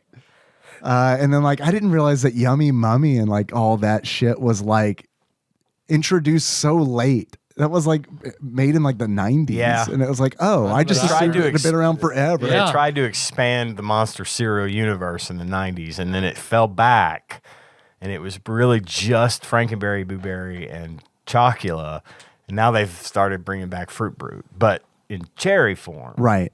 which I think I'd rather have cherry cereal than Lime cereal, I don't get that. Lime's okay in like tricks and stuff where it's like mixed in with other stuff. Yeah. It did have lime, right? I'm not crazy. I'm pretty sure. I never really thought of them as having different flavors. It just They tastes might be like tricks. they might be like Fruit Loops. Right, they're all the same. is, yeah. Yeah, that's totally legit. But that tangent to that tangent, the Skittles that have lime, they're like old Skittles. Have you had those?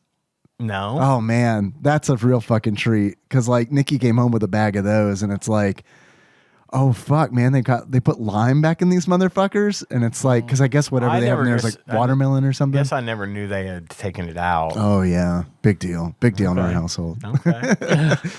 I preached to Henry about the times where lime was in Skittles and how like he's got it so hard these days. They give me old Fruit Brute and new Fruit Brute, so I've got like a cherry limeade cereal. Hey. Yeah. I'd fuck with that. I would. I'd fuck with that. That might not be bad. I'd love a cherry limeade Me too. from Sonic. It's just they'll give you diabetes immediately. Oh, is God. the problem. One drink. Yeah, Mine's the cranberry limeade though. I like it made with cranberry instead of I'm cherry. not a big cranberry guy, but Love me some cranberry. do love cherry. What about cookies? What are your Cookies? What kind of Back on cookies do topic? you like? A lot. I have a list here. I'm trying to figure out which one to go with. I don't think I'm going to start with my favorite because I don't think anyone's going to take my favorite. Fuck it. Favorite. I love those fucking wafer cookies, man. I love those They're goddamn good. wafer cookies. And cheap. Yes. What So what good. flavor? Strawberry. Wafer? Strawberry wafers. Strawberry. Those yeah. are good. Jack's been on that. Jesus, man. I love those so much. And they're, as far as like cookies go, they're not too bad as far as calories and all that. You know, you can have a couple wafer cookies and not feel horrible. Yeah. Where meanwhile, it's like I'll have a fucking 3 Oreos and it's like, oh God Yep. damn it. Well, I blew it. So yeah, strawberry wafer cookies. Strawberry wafers. Yummy. All right. I'm gonna go with my favorite number 1 as well, which is the oatmeal raisin. That is a good Love the cookie. shit out of an oatmeal raisin. That is a cookie. brave choice too. It's It's contentious. brave. I like that. So brave. It is. It's so brave. You're bearing your soul for us today. There's nothing at all in the world wrong with an oatmeal raisin cookie. I they're- love oatmeal. they're My good. mom used to make them. They're good. Love 'em. But people have a thing. They have there's raisin hate out there. Let's not pretend like No there's not joke. raisin hate out there. No joke. You wouldn't like that chunky, but I do. It's nature's candy. It is. Nature's candy. My turn. Oh yeah. What is that cookie called? Samoa's. Scratch that off my yeah. list. That was Samoas. almost my number 1 pick because it's like I That would is the grab one with the this. coconut, right? It is. Yep, that's the one. Samoas are my favorite Girl Scout cookie. One of my favorite cookies. Period. It's a great cookie. Yep. So chewy. It's a great cookie. The very rarely featured coconut in a Yep. cookie. The texture's great to it. Just a Yeah. perfect mix of textures.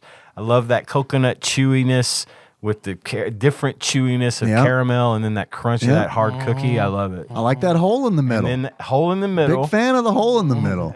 I don't know why. Big fan. Big fan, Jerry. Big fan.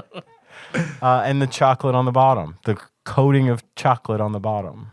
I know. It's just perfect. It's great. Sometimes it's a little thicker than it's supposed to be. You know, like the the machinery malfunction, and then you got a little bit of extra chocolate on the bottom of that Samoa. Yeah. It malfunctioned. Yeah. Cookie mean- factory error in your favor. Yeah, some Girl Scout that was in there making them cookies just fucked up. She said, "Fuck it, it's almost time to quit." I made. Let's treat this boy. I bet about 12 years ago, I made Tim Bear of Mario All Stars. Is there a tree fame. falling down? Yeah. I made him Samoa cupcakes. And apparently he still is just like, we'll tell Blake, like, man, remember those cupcakes? Wow. So I need to make them again. I need you to make me some. Yeah, Samoa man. Make some cupcakes. Samoa cupcakes. I'm down for I've that. yet to eat food that you've prepared. Oh, then I definitely don't need to ever cook for you. Let's leave it in mystique. Keep that magic. Yeah. Let's But leave make you Samoa cupcakes. I don't care. I won't judge. Just make Samoa cupcakes. I'm begging you. Say someone else made them, just in case, Okay, right? good. Yeah, perfect. You're right. Casey made these in case you hate them. Yeah. But if you love them, let me know. That'll be $40. The ingredients cost $60. I'm losing here. Dave? I'm gonna go EL fudge. Nice. It's as close as you can get to a Samoa. It's missing the caramel and the coconut, but it's the same concept. Yep, it's the same concept. Great cookie. Got some good memories of my grandmother would. The traditional vanilla cookie chocolate cream. Yep. Yeah, tradition. Yeah. They make other ones. I didn't know that either. I think there is like a chocolate cookie with Oh. some other kind. Yeah. Really? Okay. No, I'd have to go with the traditional one myself. Yeah, big fan of the traditional. I think there's a fudge. double fudge EL cookie where it's Oh, fudge yeah, I and could a see chocolate. that. Yeah. I'm still gonna go traditional. I'm still gonna go the kind that my grandmother would buy for me when I was coming to sleep over. Nice. She'd have that. That's when I guess like she caught wind that I definitely did not like vanilla wafers and banana pudding that she always kept.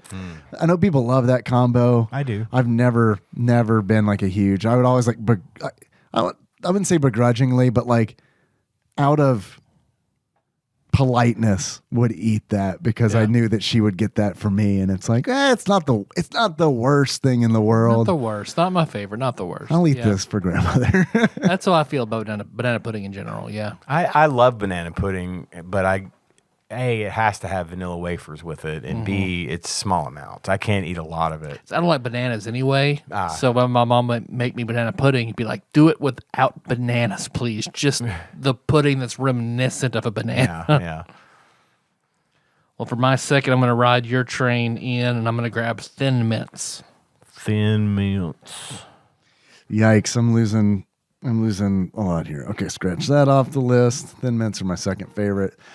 Thin Mint Blizzard from Dairy Queen is a good ass blizzard. It is a good ass blizzard. Because it can be cold, and it's even better.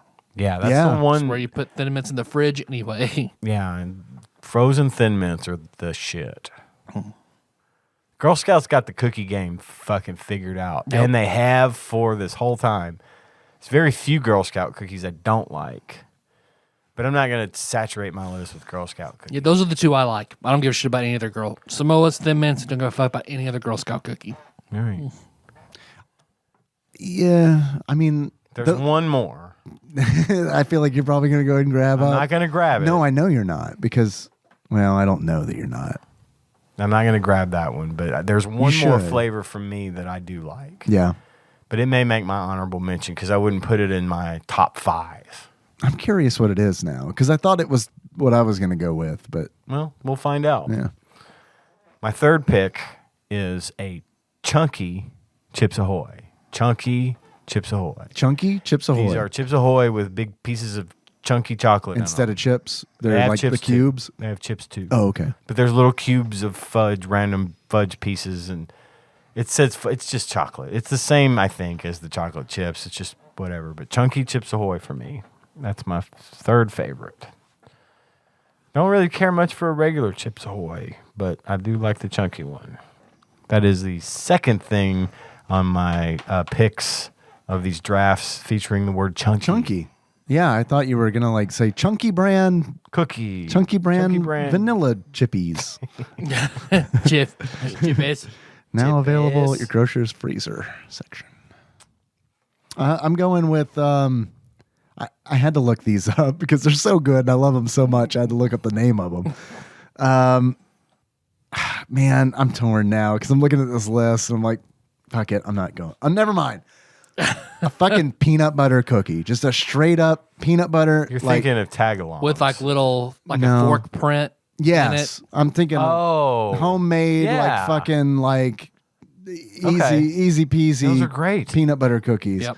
I love those fucking Yeah, me things. too. Some people put in, just so I can leave this on the table. Some people put Hershey's Hershey Kiss. in the middle. That's fine. But I don't. like I prefer like I love the fucking texture of those like because they're like It's Oh the right my amount of chew. God. And it's And like especially they when you get that like snap. that's granular too. If it's made just right, they kind of chewy, but they also snap. leave your Hershey kisses out of it. Put them crumbly and chewy. Put them on sugar cookies if you want, but not my peanut butter cookies. They got to have the fork marks on They top. got to have the fork marks. You got to have them. They make them taste better. I don't know what it is. So good. But I love Tanya to make some of those this week now. It's my favorite homemade cookie. Yeah, my mom used to make those. Those were really good. Just because I'll appeal to the masses. It is probably my one of my favorite of the store-bought cookies. I'll go double stuffed Oreo. There you go. But I have 4 on my list and only 3 spots. I was debating. Haven't thought this far ahead. Nutter butter. Nutter butter is my fourth That's a good pick. one. I do love peanut butter cookies in general. I like my cookies to feature peanut butter. Yeah. Pretty much in any form. If you make it and it's got peanut butter in it, I will enjoy it. Peanut butter's great. Yeah. Love peanut butter. I'm going with the lemonades. I love lemon cookies, and I want to have a Girl Scout cookie pick. And I do like their lemon cookies. I'm torn between that and the lemon Oreos. The lemon Oreos are very good. But it's for whatever reason very important to me that I have some Girl Scout cookie representation on my list. Sure. It's a good move. It's a good move. My next one would be, I think it's one of Nikki's favorites too, a white chocolate macadamia nut. God, that's a good cookie. That's my second favorite cookie, homemade. Very good. Yeah. But I mean, Yeah. macadamia nuts are just so fucking expensive. Yeah, they're worth it. They're as a treat. You can have a macadamia nut as a treat. As long as it's not Roseanne bars. Since that's what she does in Hawaii. Her What? macadamia nut farm. She has a macadamia nut farm? Yep. How do those grow? I really have no idea. Like trees, I assume, right? Yeah, Are they a tree nut or what other kind of nut is there? I Dirty guess. answers only. I don't know if there's a bush nut. I don't know if there's I know peanuts like fat underground, fat nut, thick nut. A chewy nut. Yeah, that's my number 4. It's a really good number 4. And I'm really torn between my next 2 for my last spot. I'm upset with myself that I forgot about the macadamia nut cookie. My 5th pick is a very rare pick. I don't even know if they make these anymore. It was a fat-free cookie called Snackwells. I remember Snackwells. Devil's Food Snackwells. Devil's Food Snackwells with a thin layer of marshmallow under a thin layer of chocolate. Perfect balance of kind of sponginess and chewiness. Yeah, man. I remember those. I could eat myself sick on Snackwells. My and mom I used to still in think the about green those. box. Yes. Yeah. White lettering. Yeah. I still think about Snackwells to this day. They don't make them anymore? I don't know. I may have to. I'll look and see. They got to I make them. feel like I've seen them at the dollar store. I think they're relegated to dollar stores like Mondo and stuff like that. But Hey, man. Those were good. My mom used to get those. Yep. And I remember she was like, you can have as many as you want. Yes. And I think that may be part of the reason I love them so much is because I was just allowed to eat them. You just had so much of it. Yeah, I could eat as many as It's I an wanted. acquired taste. Yeah, but I like the flavor and the taste and the texture. I mean, this is basically the perfect cookie for someone who's like, on a low-fat diet or something, I guess. But Meanwhile, at the factory, they're like, boss, the crate of sponges opened up and spilled out on the floor. What do we do with them? We Make can't them into sell them. cookies. Well, we got chocolate. I love them. I love them. So, yeah, I love them enough to put them on my list. And that's my number 5. I'm so glad that you mentioned these Snackwells because I had some other options for a number 5. But now that you said that, it awoke inside me. Oh, a really? memory. Awesome. I'm going Fig Newtons. I'm going fucking Fig Newtons. Fig Newtons are the shit. Pig, right? Fig Newtons. Going Fig Newtons. no, Dave. Big dude. Now, I will say this about Fig Newtons. I can only eat those in very small quantities. Fig, not strawberry Newtons, but fig. I like- Straight up Fig Newtons. I was gonna say I like the strawberry Newtons. I'd probably like. I've never had any other Newton other than Pig. Great Value makes a strawberry Fig Newton that's really good. But the Fig Newtons are good, but that flavor. Calorically dense. Yeah, for sure. And that flavor is not like I like it at first, but I get tired of it quickly. Yeah. But yes, that's and just hell of a choice. Not just calorically dense. Yeah. Like they're like they're black Your jaw matter. gets tired after like 3. Yeah. water. Yeah. Get up in the roof of your mouth and stick under your teeth and everything. I've got a real love-hate relationship with the Fig Newton because my mom, the reason I thought of them is because she would bring home snack wells, I guess the polar opposite Fig Newtons. Yeah. And I remember it's got fruit in it. It's good for you. Right. No, I don't think any of us were under that false pretense. Snacks in our house were weird because I guess maybe not weird, but like chips and salsa was like a staple in our house. Chips and salsa. If I ever wanted a snack, my mom would be like, chips and salsa, and it'd be like, you know what's up. Yes, chips and salsa. Can you throw a little cheddar cheese in with that? Oh, I Maybe never up the steaks. I used to make microwave nachos where I would painstakingly put like a little teaspoon of salsa on each chip and then sprinkle some cheese on there. I'm just thinking sliced cheddar cheese along with chips and salsa. It's a great combo. I'd fuck with that. I love some cheddar cheese. You don't want to mix it up. It's all separate and so maybe do a little stacking. Okay. It's good. All right. It's good shit. That sounds good. I'm gonna reserve my childhood favorite for my honorable mention, but I don't have a traditional cookie, so my 5th will be what I loved in middle school and high school, the Soft Bake brand. Soft chocolate chip Bake. Sure, yeah. Great. I remember when those came out and they were talking about hey, you've got one of those newfangled microwaves, don't you? Throw them between a couple paper towels and microwave those bad boys for 10 seconds. And that changed my life. Yep. I was having warm chocolate chip cookies all the fucking time. Yep. Turns out you could do that with just about any cookie. Yeah. But they get the soft bake, soft batch. It was soft batch, right? I thought it was Soft Bake. Let's see. I believe it's soft batch is what you're thinking of. It's a Keebler joint. Berenstain. But they introduced me to the concept of microwaving cookies, so therefore they get that credit. Oh, you are correct. It is Soft Batch.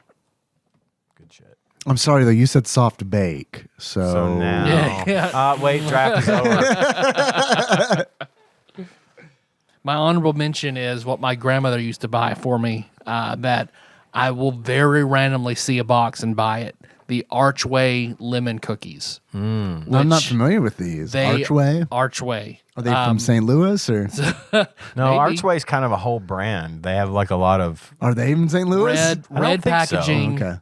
I don't know though. And then these cookies themselves are square. Almost look like a yellow pillow with they're square. lemon frosting, and they're super soft. That sounds good. But man, yeah, that was what she'd always buy, and I fucking love the shit out of them. Honorable mention. I had one as well, and I can't remember. It wasn't EL Fudge, but it was a Keebler cookie. Fudge Stripes. No, this was a sandwich cookie. Oh, Fudge Stripes. Fudge Stripes was on Fudge my Stripe is potential to choose from, so that's an honorable mention. I saw a for me. thing about using those as s'mores. Oh, Yeah, as the graham crackers. Yep. Oh, oh, Hell yeah. hell yeah. Yeah. I had that. It was they're cookies. They're actually in the shape of elves, and they're you can get chocolate with peanut butter in the middle or vanilla with chocolate in the middle. I can't remember the name of the cookies though. That might just be a variation on the EL Fudge. But the EL Fudges have the hole in the middle, right? No, those No. are Fudge Stripes. EL Fudge is a sandwich cookie the where gnome. where it looks like the elf. That's what I'm thinking of. Then that I got them mixed up. Then that was on my list of honorable mentions. I just had a good the names cookie. backwards. It is a good fucking cookie. And then Teddy Grahams. That's my Teddy other honorable Grahams. I mention. forgot about fucking Teddy Grahams. Love Teddy Grahams. You can Cinnamon just eat 'em, Teddy eat 'em, eat 'em. Grahams. Dunkaroos. Dunkaroos. How about some Dunkaroos? The little yogurt dunk. Was it yogurt or was I it? think one of them was yogurt and you had one that was fudge. I think there was different. I had. Well, I think I had like variations. the frosting, whatever that was. Maybe it is just frosting. Maybe I thought it was yogurt. I don't know. I don't know. I know there was vanilla and chocolate, so there very well might have been a yogurt. But Teddy Grahams were always a good thing for me because, you give them to the kid. when he was a baby. It was a little snacky he could have.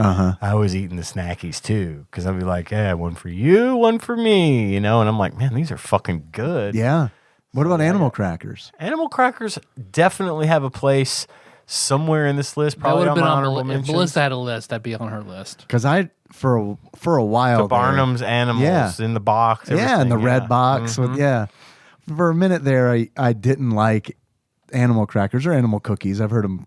I've always both called them ways. animal crackers. But same. they're I wonder if that's a cookies. regional thing. It I wonder if like probably up is. north they call them animal cookies or something. But when Henry was young, we used to let him eat those because it's like, oh well, this is a fine like little It's a snack. mild Right? Yeah, it's nothing crazy. cookie, yeah, I'm not Not giving the overly kid gushers. sweet. Yeah.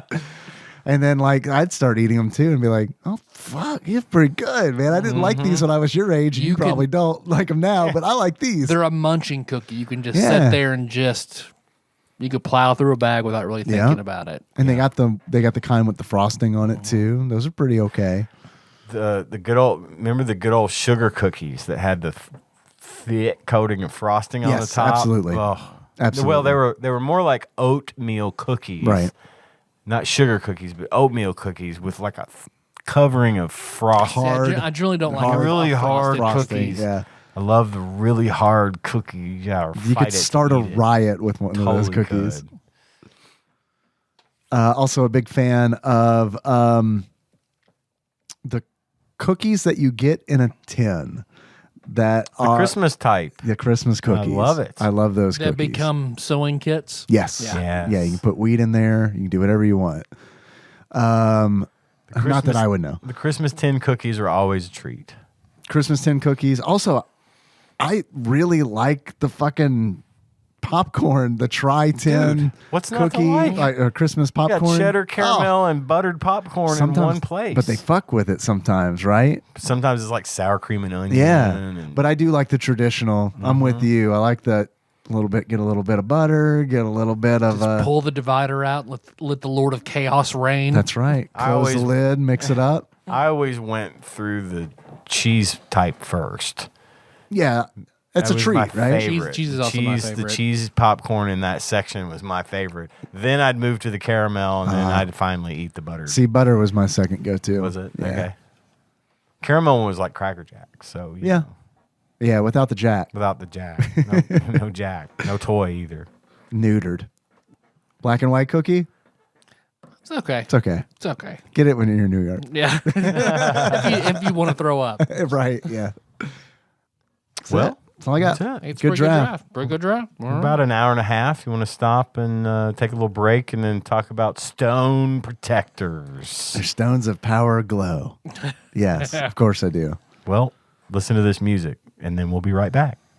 1, 2, 1, 2, 3. We're the stone protectors. Our stones of power glow. We're the band knows how to rock. Lots of flash, lots of sock. Don't make fool by his handsome bunch. Cause his back can really bust. Stone protectors. Don't you know? Stone protectors. Our stones of power glow.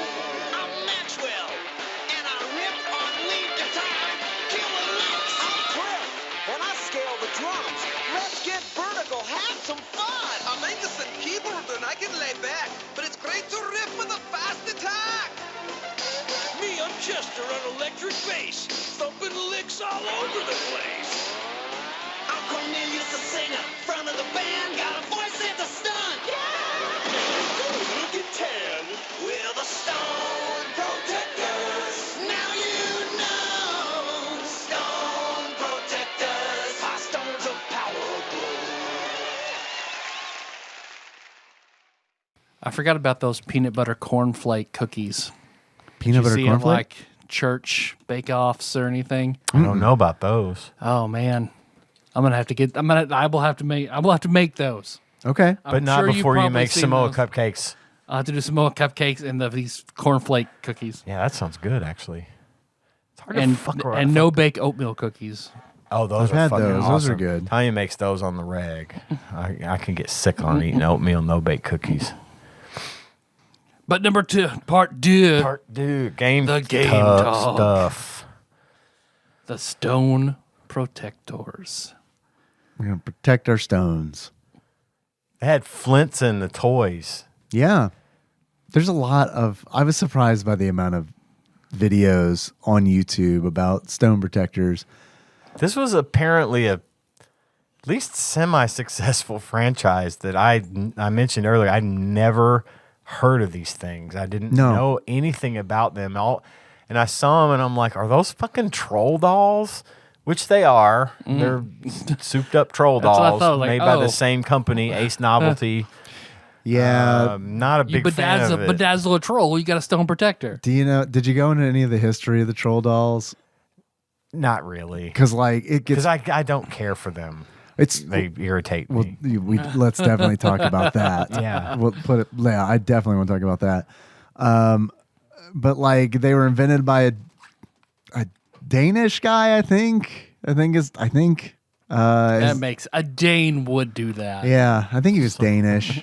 But like he made him in the 50s. He was like a woodworker. His last name was Damn. Damn trolls. Well, he named his company Damn Things. Where can I get some damn bait? So I like that. I heard some other people pronounce it as Dom, and I'm like, no, it's Damn. It's D-A-M. That's Damn. It's not D-A-M-M-E, right? It's Damn. It's probably It's not Dom. Jean-Claude. Right, exactly. Yeah, the inventor of trolls did not play a character in a Street Fighter movie. So so like he made him in the 50s. He made he was like a wood carver. So he carved this like doll for his daughter, and he made it like it was creepy. Creepy, yeah. Well, it's like, they were like a big part, trolls were like a big part of the mythology there. And they're generally like bad creatures. They're evil creatures, but he made her a lucky one. And then like her friend was like, yo, I want one of those. She said, just like that. And he was like, okay, I'll make you one. So we started making all of these wooden hand carved troll dolls for like these girls. And then a local store was like, I asked if he would do a window display, because that used to be a thing, right? Where you make a window display. They asked if he would do a window display to help sell their products. Kind of like Little Shop of Horrors. Yes, kind of like Just Little draws Shop of them in. Horrors. Yeah, that plant in the window is very interesting. I'll take 24 roses. I need to rewatch that movie. I got the Blu-ray edition that has like the original ending on it that they decided to pass on. Oh, really? Yeah, where Audrey 2 takes over the world. Okay. So like he agrees to do the window display. He does the window display, and people like it worked, it kind of worked. Instead of selling the products, people were like, we want those dolls. So he started his company where he made the dolls, and for a while there, they were all like wood carved, which would be so cool. Yeah, it would be really cool. I would be less annoyed by them if they were like carved wooden things. Eventually what he did was he took the wooden ones that he made, created molds from those, and then started using rubber, and then eventually vinyl. And that's kind of where like the ones that we know are made of vinyl, right? Did they always have the big crazy hair? I don't know the answer to that. You think that'd be like the first thing that I would look up, right? But I don't know. I know they had like wood shavings. So I think originally they were like wood shaving hair, and he would include this is speculation because I didn't see a really good photo of one. But what I heard was that he continued to include wood shavings in even the rubber ones that he was making. Okay. So because of that, I assumed that it was the hair, but I'm not a troll expert. I just saw a video, Right. I thought you were going to say, the first thing that would pop up. That's why I was like, yeah, before you said that I would look up. It made me sound like an asshole for a second. Like, yeah, that would be the first. The first thing that would pop up would be troll doll hair. I think that's their prominent feature. It definitely is. That's why I'm kind of like embarrassed that I don't know the answer to that question. But I didn't even think about it. But so like this, I'm not to the sad part yet. And what Ace Novelty kind of like reminded me of. So he's making these fucking trolls, right? And let's bring these international. So they do that. They start selling them in the United States, and they're going really good. But there's a problem. He's selling them in the United States without a copyright. Uh-oh. So other people start making it, and the government's, and then he's like, fuck, copyright. The government's like, nah, too late. It's public domain. Shit.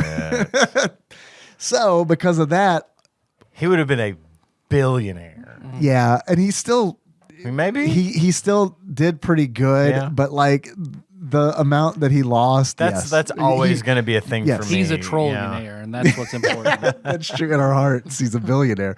But yeah, in the video, they're like, yeah, he lost. They like estimated how much he lost, and it was probably like in the neighborhood of seven billion. So, and I don't know if that's adjusted for inflation, probably, but like there have been so many booms for troll dolls because it's like when they first, Well, it's public domain, so then of course it would be. yeah, everybody's making them, right? Yeah. But like they're They were fashionable at different times. yes, like extremely popular. Yeah. Like several times over the 40 years or whatever, they were named like the #1 toy by like Right. toy publications. I mean, I remember in the 80s, you couldn't throw a fucking rock and not hit a fucking troll. Yeah, doll. man, They when were I was everywhere. A kid in the 90s, it was the same way. There was a year at school where it's like all of us had a troll doll pencil topper. Mm-hmm. And it's like, and when I say all of us, like all of us, like it would like transcended boy and girl. I mean, it was like something we united over. And that lasted for like, a couple weeks. Still, But I mean, yeah, I know like it happened. That happened in the 60s. That happened in like you were saying in the 80s. It happened in the 90s. The 90s is where it peaked really hard again. Like the 60s, it peaked really hard, and then like it had these little hills and valleys, and then in the 90s, it was like for whatever fucking reason, they were super popular again.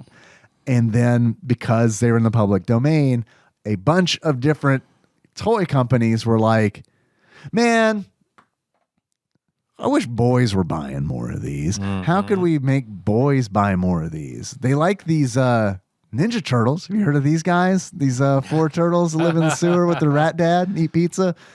Well, we could do something like that, like trolls, right? And then like, several companies did to like varying degrees of success. One company literally took an action figure that they had made and just put troll heads on it. Very low key, like low rent, not trying at all. There were battle trolls, which was like another line that these actually looked really cool. Like they had like, it was like there's like one that was like a Cyclops troll, and like they really were like pushing it. And then Ace Novelty came out with Stone Protectors, which was probably the closest to like the Ninja Turtles trolls that existed, except for the actual Ninja Turtle licensed troll dolls. because they look like neutrinos. They do look like the neutrinos from the Ninja Turtles. Yeah, you're totally right with the sunglasses. they really and do. They've got this kind of like pseudo 50s daddy-o kind of style to Yep. them. Yeah. Yondu from Guardians of the Galaxy Yeah? loves trolls. He's Really? got a bunch of them stuck all over his console in his ship. I don't know. I never Not noticed the that. stone protectors, but just the funky. Maybe he doesn't know about them. Yeah. You know, I feel like that might be his jam. Peter gave him one in place of the Power Stone that they stole. Fuck, you're right. Yeah. I forgot about He, that. he put it on it. He had a whole bunch of little bobbleheads and things, Yeah. this kind of thing. But yeah, Mimi. so they've made it into the Marvel universe. That's how popular they are. Mimi from the Drew Carey Show. Yes. Mm-hmm. Forgot about that. Yep. Big troll doll fan. So in my research of troll dolls, I did stumble across several troll doll collections, and I will say that those are terrifying. There's one not super far from here. Really? Like I saw a TikTok about it. Is it like Let's in see if I can a find person's it. home? I think it's one thing if it's in like a building that is dedicated to displaying trolls, but like when I was looking at some of these troll collections, it was like this thought crossed my mind. If I were dating somebody and they did not disclose to me their hobby of collecting trolls, and that one day if we were to get married, there would be a room filled with these things, I'd feel like I was lied to. Yeah. That's Yeah. that needs to come out. That needs to come early. out. Yeah, it's real early. Yeah. The Troll Hole Museum in boy. Canton, Ohio. There's also one in Alliance, Ohio. But this is I saw a TikTok about this lady who has like millions of troll dolls, and it's all her home, and yeah. I mean, to each their own. I've got like a fucking bookshelf full of Super Nintendo games, and I'm sure that's like real skeevy to some people. But like, I don't know, man. Their beady little eyes and the troll dolls. I just don't like them. I just do not like them. I think never they're cared just for them ugly either. little thing. I've never owned one. Not as a pencil topper, not as a toy or doll. I didn't know what stone protectors was until we picked this game. It's just they've never appealed to me. So they're instantly recognizable, obviously, but no clue on that one. Just not for me. So a show was made, a cartoon. Stone protectors. Something. 90s as fuck. It is 90s as really fuck. is. And certainly in the regard that it was a cartoon that was made solely to sell action figures.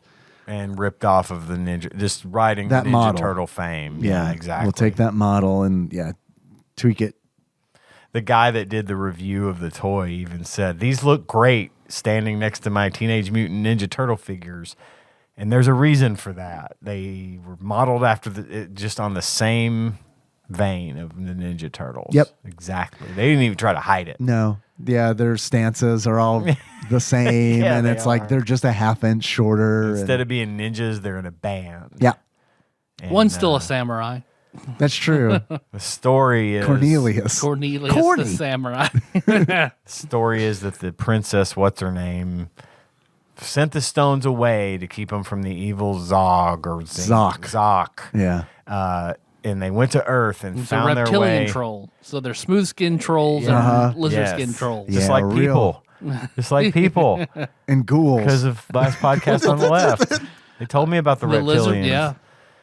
Doctor Who. That's canon in Doctor Who, is that we came from reptilians. At some point, they call these by two different names. They call them predators, and they call them saurians Saurians. And that's pretty much mostly what you have to deal with in the game. in the game, and but presumably in the show. There are episodes of the show on YouTube, but the audio quality is so bad. Every single one of us in our house is noped out. Like, I mean, it was just like not worth it. 8 seconds in. It's like, no, no. Well, the story goes that there was this band in, of course, Seattle.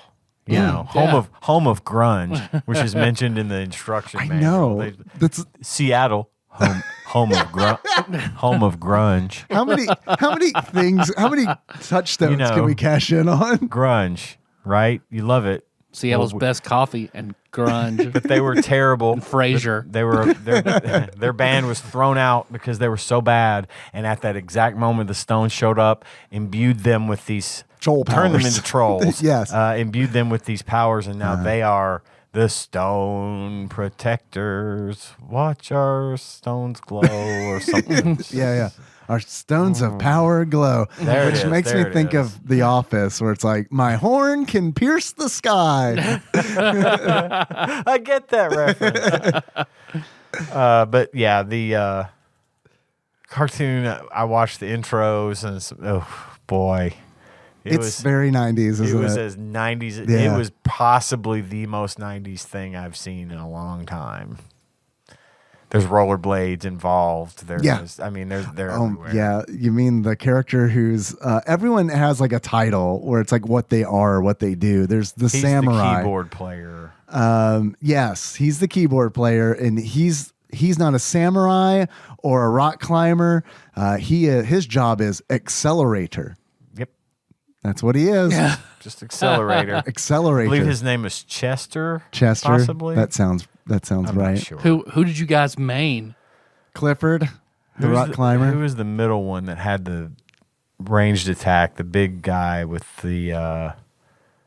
I should have written that down. He had a range. Like There's a wrestler. Well, is that what he was? It looked like he had like cans on a string. They would use as a weapon. Oh no, that's the samurai. That's Cornelius. He had the Okay. microphone nunchucks, is what those were, right? They're yellow. No, this was different. Then I'm sorry, I don't know. I'll have to look. I was Angus. The wrestler, right? The Oh, army he's looking guy. Yeah. Angus, worst Scottish accent ever of the character from the show. Like heard him speak some words, and it's like they needed to get somebody that knows how to do an accent because that is awful. It would be like if they hired me to do it. It would be terrible. It was awful. So I tried playing as the blue-haired guy, and he was awful. Like, That's Clifford, the rock climber. No, he's awesome. Like he's great. Yeah? Yeah, I love him. Because like he's got these special moves that are amazing. Like I coasted, and I guess we're kind of out of order here, but like I coasted through this game like just using every character has a musical special ability where you input a fucking Street Fighter quarter circle, whatever, or a half circle usually, and then you press L and it does this like screen clear. So the speed runs were Cornelius doing that. Really? Cornelius is good too because like he just screeches out this like banshee wail left and right, and I guess his probably just takes less time. Is my guess. Maybe, yeah. Because Clifford's the rock climber. He's the drummer, so he starts drumming, and then like fireballs just rain down from the sky. So each character has their own different one. I only played the game twice with those two characters. I played through it once as Angus, and I was like, I get this. Yeah. There's not a real need to play. I just liked Angus. Angus had a gun. He had a good, and he throw grenades, so he had a good distance weapon. Pretty wild for a beat 'em up. Yep. You see that in like Predator versus Aliens, but like not too much outside of that, right? So I have their names. Clifford, Cornelius, Chester, Maxwell, and Angus. Is Maxwell the wrestler? There is a wrestler. Maxwell is the accelerator. Okay. He's on the rollerblades. The rollerblades. Yeah. I can't figure out which one I played. Oh, there's a Stone Protectors board game. We got to get it. And then Harvey Comics debuted Stone Protectors. So there are 3 issues of the Stone Protectors comic. Only 8 episodes of this aired. I think 12. There were 12 total, maybe 11. So those 3 or 4 did not air. It recently had a Kickstarter to like get a DVD release, and that was successful. So those unaired episodes are on those DVDs. Also, you can buy this game on Steam if you want to, because there was a Genesis version of the game that was not released. And until 2022, until this year, it released on Steam. And you can buy it for the low price of $12. Wow. Okay. So there you go. All right. I think I played as Chester, whose hobbies include bench pressing saurian guards. Maxwell the Accelerator's hobby is cooking fast food. Yeah. But he does it slow. Clifford the rock climber loves mountain climbing, pogo dancing, and gymnastics. Angus the soldier, his hobby is homemade recreational explosive. And recreational terrorism. Yeah, was this before or after the Unabomber? Yeah, right. I don't know. Cornelius the samurai. Oh, he sounds more like Oklahoma City. Yeah, yeah, that's true. Ted Kaczynski, is that his name? Texas is the Unabomber. No, that's the Unabomber. I can't remember. That's the Teddy Bomber. Oklahoma City. The Teddy Graham Bomber. Cornelius the samurai's hobbies are collecting shampoo and other personal grooming products. So because of his troll hair, you see. Because of his fucking hair, he loves it. Keeps it just so. But let's Timothy McVeigh. There we go. He had the haircut and the fatigues and everything of this dude. Last podcast was a good episode over Timothy McVeigh. Yeah. I'll get there. So the box art. What did the box art make you think of for this game? I had a pretty good idea. It was very colorful, just like there's a lot of colors, a lot of things involved in these trolls. Yeah. And these stone protectors. And they did not skimp on that. They just put them there on the box. I would assume this was a platformer. I would have thought so too. So pleasantly surprised. I knew going in that it was a beat 'em up because I'd seen it played on Right. Twitch, and before then I didn't even know it existed. So, but yeah, just looking at the box, I would have assumed that it is a platform. As most franchise video games are. I might not have even known that it was a tie-in. You know what Yeah. I mean? Because I was like, I never heard of Stone Avengers, and I feel like I was in that target demographic. Right, you were. Free tattoo inside. Free tattoo. That's Do you on like the the free box. tattoo? Yeah. I thought that's a neat little thing to throw in there. What other Sure. game's going to give you a free temporary tattoo? None. Yeah, because I would have with 5 main characters. That's what would have thrown me. So I would have thought it was either maybe a fighting game. Yeah. if you can play all 5. It could have come across as a fighting game for sure. But There's a tournament mode in this game, so yeah, it kind of is. I mean, Double Dragon style. Double where you Dragon fight each style. other. Yeah. I want to get to that when we get to the good things, bad things. Okay. Well, if you were to compare this game to a movie or a celebrity, I don't know. This encapsulated so much of the 90s. Mm-hmm. I just went with the low-hanging fruit, Teenage Mutant Ninja Turtles. Yep. I just really...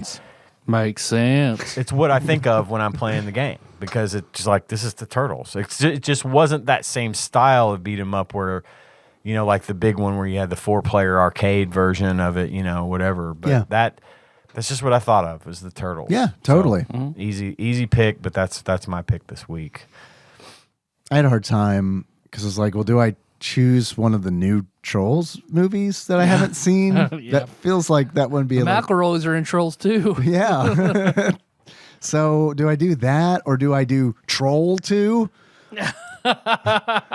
But then I was like, well, the game isn't that bad. You know what I mean? Right. Like Troll 2, I feel like is a slap in the face, kind of. So I went with Infinity War because of all the gems. That I thought of that too. Is like, this is somebody read their Marvel because it's the same kind of thing. Because there's 5 of them. Yeah. Each one of them has their own gem.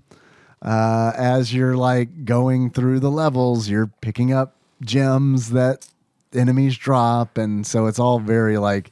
And they're the source of your power. Right. And, yeah. Totally.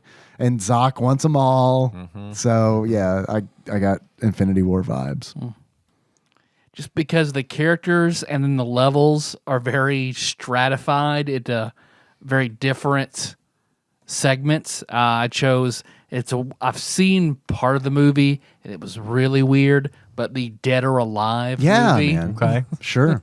Just because you see like one fighter like climbing a mountain, then you've got another fighter who is pretty much the same sort of character, but they're colored differently. Oh, and they're in the desert. So it was just sort of what this game reminded me Yeah, yeah. All right. of. Pauly Shore movie. I didn't do that this week. Me neither. We need to switch it up, I think. Yeah, that's played. I had a real hard time. That played out In the fast. army now, because it's the Okay. most violent. There you go. I'm glad you got one. Yeah, let's pick a different Dane celebrity. Dane reached out to me and says, "Hey, when that Pauly Shore well dries, maybe you guys should think about Nicolas Cage." Let's do Nicholas. That is a much Such deeper a well. deep well it's to a real pick deep from. well, isn't it? Oh yeah, I've already got ideas. My problem with Pauly Shore's movies is like they kind of blend together Yeah. for me a little bit, and I also haven't seen that many of them. I just The kind of juice is weed so many times. yeah, It's like one 23-hour long movie. Yeah. In like 8 segments. sure, yeah. 3 good things. I guess 3 I, bad I things. I have an answer. Okay, okay. MTV's Spring Break with Pauly Shore. There you go. Because I feel like Troll Dolls are probably really popular when he was doing that. Yep. Yeah. Yep. Yeah. Okay. Barely squeaked it in. Got it. And now we're closing the Pauly Shore door. No more wheezing of juice. 3 good things, 3 bad things. I like this game. I don't like the, Before we go there, I thought about it. Are there references to Lord of the Rings in this game? Going back on that Peter Jackson tip, or Well, like where the crystals are located, is that like Mithrandir? Is what it's called? Isn't that a Lord of the Rings? it's the cave. It's like the city that the dwarves are from. yeah, Right. Is that Gandalf's ring, or is that what the elves call him, or something? I don't know enough And then the I don't know enough Saurians lore are to like Sauron. right. It I did don't have know. some Maybe similar names. Yeah, now that you mention So it. I don't know if there were a little bit of Sauron. I mean, yeah, there's probably something. look a little to that. Hobbit-esque, the old 70s Hobbit cartoon Yeah. or whatever. Okay, 3 good things, 3 bad things. I like the game fine. This is not my genre. I Sure. generally do not care for beat 'em ups, and I mean, I didn't feel like this changed my mind, but as games go, it was fine, and I had a decent time. I felt like my first good thing sort of encompasses a lot of stuff, and it's more of like the play modes. You have the option for the CPU to quote unquote help you and play as player 2. Oh, I didn't even realize which that. is Yep. cool. I think that is a It's great very idea. Doesn't work very well. We'll get to that in my bad things section. But hey, only child. right, So, there you exactly. go. Hostility mode was neat. You could turn on friendly fire. If you're playing with a friend and you turn on hostility mode, your attacks will hurt your friend, so you got to be more careful. I think that adds a whole new dynamic to the game, and that's neat. And this is all just part of my one good thing. And then one of the neat features that I read about, I did not play with someone, but I read that there's a power transfer Yes. feature where if you're playing 2-player, you can pause the game and hit L1 and it will transfer power from you to your partner if they're low on lives or low on health or whatever. Very thoughtful. I thought that's a cool mechanic. really neat mechanic, and I thought the tournament mode thing, just basically the fact that they know the game. Again, there's bad things coming, but they know this game could use variety, and they give you plenty of it. And as far as I'm concerned, with the ways you can play it, there's 5 difficulty levels. The very difficult, from easy to very difficult. So I do think they gave that a lot of consideration in the sense of we want you to get your money's worth. So here's lots of different ways to play. I thought the move sets were very good for all the characters. I thought it was neat that like every button had a move you could charge up Yep. or do something different. Yep. And then there were special moves, like you said, a la Street Fighter, that were unique to each character. And that's a lot when you think about a It beat 'em is, up, especially in a beat 'em up. 5 different playable Yep. characters, 'Cause- each having a unique, completely different move set. Yep. That's crazy. This is on my list too. So I kind of want to add Yeah, in. please. There are 3 attack buttons, and each one of those, like you said, has, if you tap it versus hold it, they do 2 different things. So right there, you have 6 different attacks. Not to mention picking up weapons. You can pick up weapons. You have a power attack, which is a powerful move that drains energy from your health bar, and then you have a musical attack. So you've got 8 attacks right there that are pretty easy to do, like on the fly. And they're powerful when you take the time to do them. The special attacks are effective. And I found it, I've played fighting games that didn't have that many moves on each character, And that's not even including throws. Yeah. I mean, you can throw them different ways when you got someone in a grab. Which I thought, Yeah. that really stood out to me. Yeah. It's like, they really wanted this to not just be boilerplate. They wanted it to be, There's some depth. there's depth, and it gives you 5 different characters to play through as. And And they're varied. They're incredibly not just varied. variations on a theme. They play different. They do. Yeah. Like Angus has a gun, right? Yeah, So, I mean, and it's it's like just- the He He has a grenades. gun. He's very good at improv. But yeah, I thought that was probably my best favorite good thing about that game. It's just you just don't see that level of depth per character, and given that there are 5 different characters, that's a lot. It's wild. You don't see that in No. the Ninja Turtle beat 'em ups. No. I mean, it's like Tournament Fighters is the only thing that has that sort of depth to the tournaments. right, and that's a straight up fighting game. But as far as like beat 'em ups go, like I love this genre. This is rare. Like seeing this was kind of a treat because it was like, it's a cool mechanic where it's like a tap versus a hold on the attack button. Well, and I don't 3 know- different attack yeah. buttons. Yeah, it's neat. And I don't Am I know as crazy much- in that jump felt useless?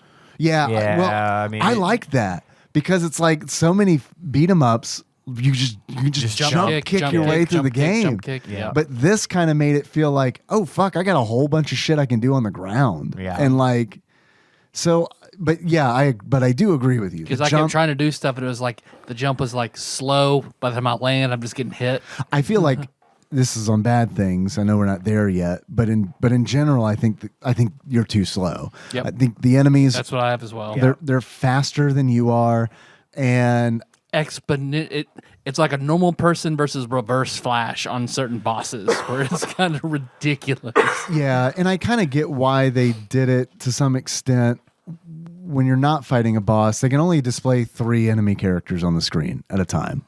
So I feel like they made them a little bit faster, or honestly, I think they made you, the player, a little bit slower in order to compensate where it's like, oh, well, if you just have 3 enemies on the screen and everyone's the same speed, this game's going to be a cakewalk.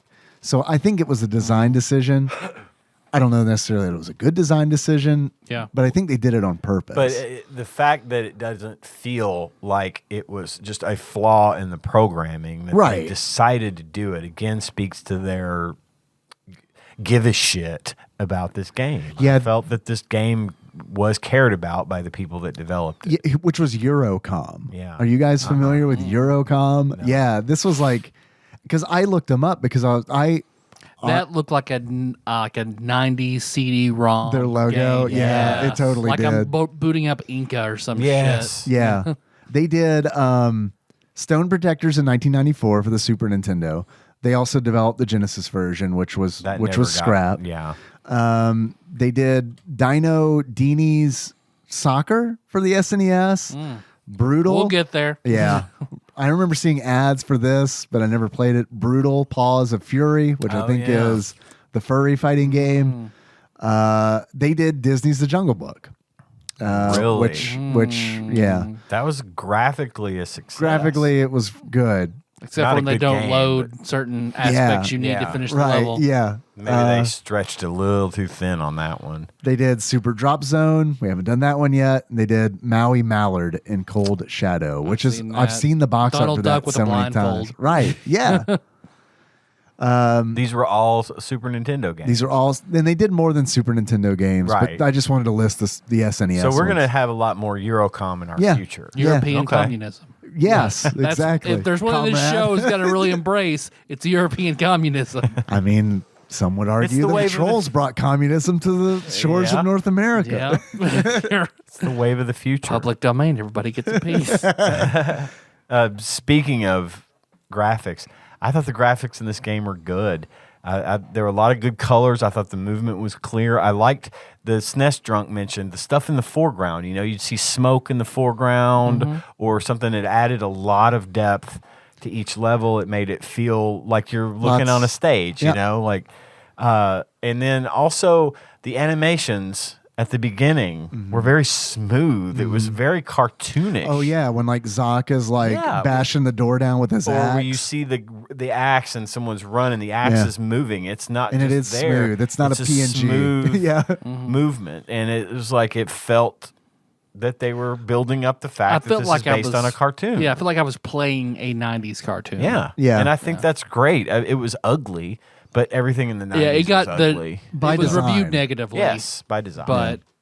but I do think they were comparing it against probably more realistic fighting games. Well, and then know, SNES just Drunk different. said the same thing. He's like, everything in this is garish and bright and ugly, but that's what they looked like. That's what That was the toys looked target. like, and the cartoon was like that. That's what we wanted. Yeah, so. Zoc is like beyond line. He's like day glow green. Yeah.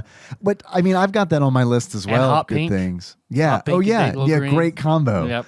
But like my list presentation. He's like what's his name? Caesar Romano Joker. Caesar Romero. Romero. Thank Yeah, you. yeah. Or like if Caesar Ray Romero. Romano Joker. just everything. Hey, bats. Hey, She that was plays Harley Quinn. that was the cameo I was trying to think of from The Office. Ray Romano had a cameo. I don't and that is remember one of him the in The interview Office. candidates Oh. for Oh. the manager job. He's like, I was supposed to start a new job today. I didn't get it. Oh, I yeah. know. I'm leaving. I forgot. It's like, I'm afraid if I get this job, then that's it. I'm here forever. This is it. I might as well be carving my tombstone. But maybe I'm just afraid of being happy. It was fucking great. Anyway, My first Who's memory. the guy who talks about the fingerlings all the time? My family's got a vacation in the fingerlings. I'm gonna get out of here. My first memory of Ray Romano is on Dr. Katz, professional therapist. Wow. That's the first time I ever heard anything from him and Dave Chappelle. That's the first time I ever heard Dave Chappelle. David Cross. Yeah. Everybody, the first time I heard Yeah. of them was Dr. Katz. Yeah, man. H. John Benjamin. Oh, yeah, definitely. Yeah. cool. Love that show. God, it's so good. Presentation. Presentation, that's on my list of good things. I thought the graphics are great. Yeah. I get it. Everything that you're Just saying. because they're ugly doesn't mean they weren't good. And that's truly subjective. You know, To me, they were ugly, but yeah, it doesn't. Again, I It didn't looked think like a Saturday morning cartoon. Yeah, I felt like they they had a target and they hit that target. And I think just attention to detail. Yeah. They were told, this is what we want, make it look like this, and they fucking nailed it. Yeah. They could not have done it better. pleasantly surprised with Yes. that. I thought the music was good. The music was good. This was not a bad game at all. I mean, it had It was some clunky. It was moments. slow, but it You ready- was like I've You ready to had, move to the bad things? I've had way worse Okay. games. Yeah. Did Yeah, you let's- have other good things to add, Tyler? Or? I liked the plethora of items and one-ups, and because Yeah, you they had do the give you healing lots of help. items, Lots of help. burgers, fries, popsicles. You burp every time you eat something, Yeah. which definitely never got old. And then what? They did have a plethora of extra weapons you could get: Yeah. throwing stars, hockey sticks, flamethrowers. But some of the trolls can't pick up each The troll rope. I can't can pick up the rope. one. Yeah. Each troll cannot pick up one thing because it's exclusive to the other. And that's fine. That's a which little is variety. fine. It incentivizes you to play as Play the as other different troll. characters, And yeah. I think too, you're right. Just the fact that they didn't give you any continues, but you get like 7 lives. And they're pretty But with they- one-ups and even two-ups. They so. I do know, a good right? job of trying to keep you alive with the knowledge that you don't have any continues, which is cool. Yep. Made it very playable. Yep. And it didn't feel broken up because you didn't have to continue all the time. You could just keep playing. Yep. Yeah. We're moving to What the bad things, Jav? Bad thing. I got a few. Me too. It was too long. Okay, yeah. I agree with, again, SNES Drunk. He mentioned that it's like an hour and a half playthrough. It didn't need to be as long as it was. I kind of agree, especially when you got 5 characters. 5 characters that you could play with. Sure. You don't need it to be that long. It doesn't necessarily make it a bad thing, but to me, it got real boring real fast because the variation of enemies was zip. You had like a few different enemies here and there, but for the most part, it was the same thing over and over. And Yeah. it kind of bored me to No, death. I get that. And I in defense of the game, the first time I played it through it took me an hour and a half. The second time I played through it took me 40 minutes. So, Yeah. I mean, Yeah, I think the roller record speedrun is like 17 minutes. wow, I want to watch that. I should have watched that, but 17 minutes seems really, really fast. I want to check that out. But yeah, I get that. And maybe I went in with, because I had watched the SNES Drunk video before I played the game. Yeah. So I went in expecting the levels to be way longer than they were because of that review. Okay. So when I got into it, it was kind of like, oh, well, yeah, I guess it's a little long, but it wasn't like, I was expecting them to be crazy long, like Terminator 1 levels of long, where it's like, is the first level not over I yet? haven't seen this movie. Is half of it in the future? Right, Yeah. right. Well, I did not watch that video till after I played it through, and I agree. So, yeah. when he said the You're- levels were too long, I was like, no fucking shit. Yeah, your fresh I perspective gave on it. up out of time necessity. I just didn't finish the game, but I agreed that it was. I felt like it could have been shorter and been better. Way. I'd like to build on what you just said with one of my, and probably my biggest complaints about the game. You said that that it was long and that made it, and the lack of variations in enemies made it boring. Man, I'm really disappointed by how boring this game was, because it was boring. my biggest complaint about the game is that, and it's so fucking sad to me because they built these cool mechanics where it's like you have multiple attacks that you can easily switch from by whether you're doing a tap or a hold on the button. They have 3 different attack buttons. They're doing all this cool shit. And then this game is a thesis statement on why beat 'em ups have mechanics where powerful moves take your life, because the musical ability that each character has Devastating. clears the screen and costs you literally nothing. They're unlimited use. As long as you can input the command, it happens. They don't take any life. There's no currency for this ability. So the first time I went through the game, it was just drum solo the game. Like, I'd wait till 3 enemies were on the screen. Okay, half circle forward. Okay, drum solo. Brrr, comets, they're dead. Okay, move to the right. Yeah. 3 enemies come on the screen. Drum solo. I'm not saying you have to play the game that way. But you could. But it's the optimal way to play it. Exactly. Yeah, it's easy to fall into that trap because why the fuck not? So that's why I But played. then you finish the game, you're like, maybe I should have varied it up a little.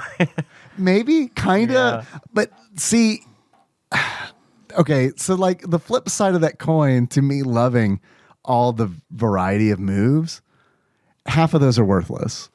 Because like the range on some of these moves is like, it's literally like 4 pixels. And they're slower. Yeah. Yep. So it's like, it's one of those where it's like great idea, poor execution, because it's like what you've done is you've given a wide variety of options, but like They're bad. most of them are bad. Most of them are bad. And It's like there's 2 optimal ones. the ones that aren't bad are it's too Tinder when you're 40. powerful. That sounds like a fun game. New segment. Tinder when We'll you're go through 40. We'll go Tinder through when we're Tinder. 40. Our average age is probably 40. We keep right? going until we have 2 good options. Yeah, and then we call them live on the show. Yep. This is a separate podcast altogether. Then we go on a date. All 3 of us go on a date Yeah, with them. together. Together. Uh-huh. There is like a Thrinder yeah, we're for all 3 married. ways. So Thrinder where it's 3 guys. Is there a 4-way? 4-way one? We'll make it. Let's find We'll it. Make it. Let's find an app New app. developer. New app. If there's not 2 of us, we'll just wear one set of clothing together. But yeah, my biggest complaint of the game is that for everything that they seem to have designed well, it kind of all falls apart when it's like, as many times as I've complained about, like, I never use the moves where it takes the powerful moves where it takes your life away. I hate doing that because life is precious, and Yeah. but when it's like, when you can do it for free, it's It's almost like a cheat code. It is. I'm a Republican when it comes Yeah. to video game moves that take away your Yeah. health. yeah. All life is precious. I mean, hey, but I don't know. Like, It pained me to say I'm a Republican, even in a joking, joking what do you mean way. a joke? We all know you're Republican. I don't know what the fuck. They think that at work, right? Yeah, you're right. I think that work because I keep my mouth shut. Whenever I'm asked, I'm like, man, I don't get into that. Sorry. Who's president? Man, like, I don't know, man. When Ross Perot didn't get elected, I just kind of can I finish? Can I finish? Man, it did carving for me, man. I'm out. Has Dana Carvey become president yet?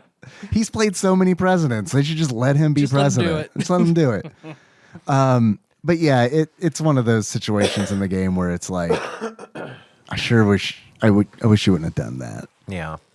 It's cool, but there's got to be some kind of, just make some kind of currency for A it. little middle ground. Yeah, little or like a something. limit, or it's like you can use 3 of these per level. Yeah, kind make of it thing. 3 dots at the top. Yeah. You use 3. Yeah. Maybe you could power that back up if you find the right barrel or something. Yeah. It's just insane to be able to use it over and over and over again. You don't even have to aim it or nothing. It's just like input the command, everything's dead. So one of the things I mentioned earlier was that you can have the computer play with you as a second player, which is neat. Did you try it? I did not try it. Again, time was not on my side over the weekend, but I did manage to watch a long play of this. Yeah? And the guy that played, he played with, he warned everyone, I'm playing with unlimited lives. So maybe a Game Genie did it or something. Yeah. And set it to unlimited lives, which is a good thing because he played it on very hard. On the hardest possible 5-star. difficulty. Yeah. So he had the CPU playing with him. And the CPU, he picked the one on the rollerblades. Okay. Maxwell. The AI in this game is fucking useless. It was the funniest thing in the world to watch because, if you stand still long enough, I guess each one does their own An little idle move, animation. An idle animation. Sometimes the CPU player would just fucking stand there, and the idle animation was him doing the splits on his rollerblades, and he'd look at the camera with this stupid grin, break the fourth wall, and you'd see this horde of enemies, and this guy is fucking just trying and fucking the CPU's just standing back there, grinning, doing the splits, fucking boss fight. Doing the splits. At one point, there's a level where there's fire coming out of the ground, little plumes of fire, and the guy could not progress because the CPU kept walking into the fire and burning, walking to the fire, burn, walking the fire, burn. I mean, it just kept happening, and finally something happened to shake him loose, and he was able to catch up. But yeah, just in the middle of a huge boss battle, and on very difficult. The fucking power bar on the bosses ain't moving. Oh, wow. I mean, it's just creeping. You could be busted. You could do your little drum move 1,000 times, and it would maybe do the trick. This was hard. Fun. Yeah, super fun. But yeah, the whole time, fucking CPU be standing there grinning, doing the splits on his fucking rollerblades, and I could not stop laughing at how ridiculous that looked. They should have, like, when you select that mode, you should then also select the estimated age of the CPU player. Because it sounds like one of those situations where you, like, give your younger sibling, like, a controller and be like, here, I need help, They figure one thing out. Right. Oh, what? You're not helping. No, look. Yeah. Yeah. That guy's was set on 4-year-old. That is exactly the right description of it. It was the funniest fucking thing. So I think that the fact that the AI is kind of dumb, it kind of nullifies the playing with CPU because it makes it more annoying, obviously, than helpful. And then the last thing, I didn't read the instruction manual, so I didn't know you could block. Attacks, and you have to press X and A at the same time to block. But I would hit enemies, and enemies would be blocking the shit out of me. And at the time when I wrote these notes, I thought there was no way for me to block.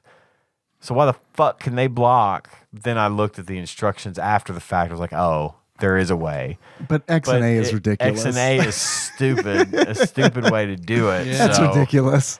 That made it kind of... Just that's why it made my bad list, because I would have liked to have had a block. I never blocked once in the game, especially through the first playthrough where I'm just drum soloing. The second time through, I played as Cornelius the samurai and actually like played it, Yeah. And no, just pure 100% pure aggression. Yeah. Just like rush them down, beat the shit out of them. Yeah. Sometimes you'd have to wait for them to amble back on the screen. I know. You would I hate hit them that. off the screen and then. Oh, here he comes. I'll get him now. I was always worried that if an enemy died off screen, because like when you... Like it wouldn't know. Well, that it would like... Because so many enemies drop items, which is cool. I mean, like, I would say 70% of the enemies, when you kill them, drop a stone or food or a 1-up. And I think that's neat. Get all the stones, you get a 1-up, and they drop 1-ups, and Yeah, and I think that's cool. But I would get so worried, because like... When you hit an enemy, when you knock an enemy down in this game, they fucking fly, man. Yeah. They really go. do. They're gone. And it's like you can be fighting an enemy on the middle of the screen, and like you land the killing blow on them, and they will go off screen sometimes. And I'm like, oh shit.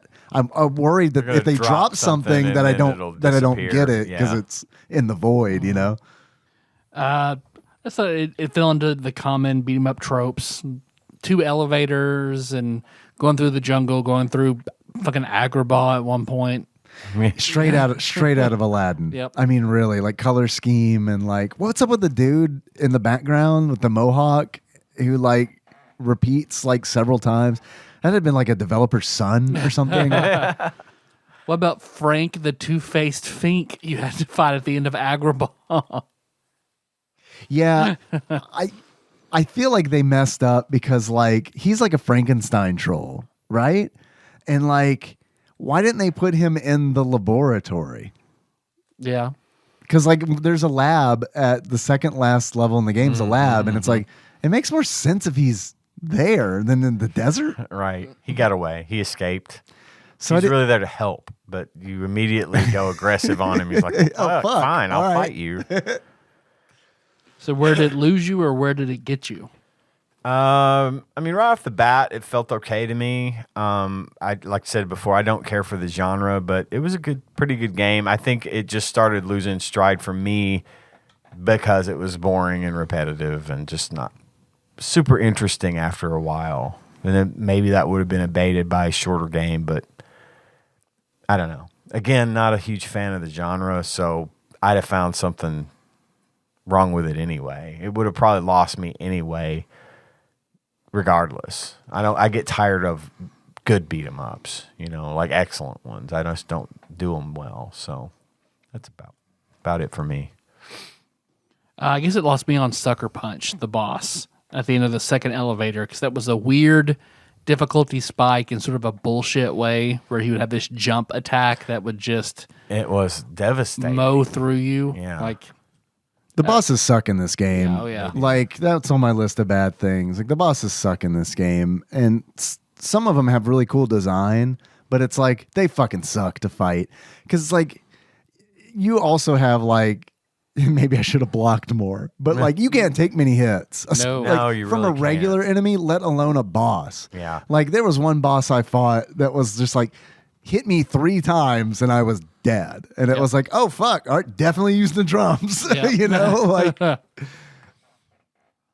So, yeah, I can tell. In Sucker Punch, it's rough because you're fighting him on this like circular very arena. smaller than the rest so of the small, levels. and he's fast, and you're as slow as you always are. Yep. So, yeah. I guess unless you're Maxwell, Yeah. because they do have different speeds. I maybe should have tried Maxwell. What about you, Dave? It didn't really lose me. I mean, yeah, it didn't. Where'd really it get you? lose Where me. were you like, okay. Trying out all the moves was fun, and it was fun enough where it was like, even though they're not all effective, that's why I played through it a second time, because I was like, oh, I want to see what Cornelius's moves are, and I easily, but I mean, that could have been sated by like trying all the moves, reset, and then Again, starting it up, repeat, and as a new character. But I agree. I think it got to a point where it was boring, Yeah. and I mean, if you don't, especially if you don't like beat 'em ups, I can see how it would get really boring. Yeah. So yeah, it's kind of one of those. Buy, rent, or birthday? This is a buy for me. I do Yeah. think it would be a good one to have in the arsenal, just as a quick playthrough. If you like the genre, especially, I think there's enough variation there to warrant the purchase. And I think it's part of a franchise that came and went really quickly, and it would be a great conversation piece for, say, someone like me who'd never heard of it. Like, the fuck is Stone Protectors? you Yeah. know? Which is exactly what I said when we picked this up. But it was interesting. And so, yeah, I think a buy is the answer for me. Birthday, yeah. I'd be like, cool. I'll try it. Whatever. Dave? It's tough. As a kid, it probably would have been a rent just because of how easy it is to finish. I had a bunch of games that were fucking hard, and that, like, by design, it seemed like almost where it's like, because it's like, oh, I'm going to 102% Donkey Kong Country 2 because I have very few games and a lot of time. It's like one of those. Yeah. So because this game is so easy to finish, and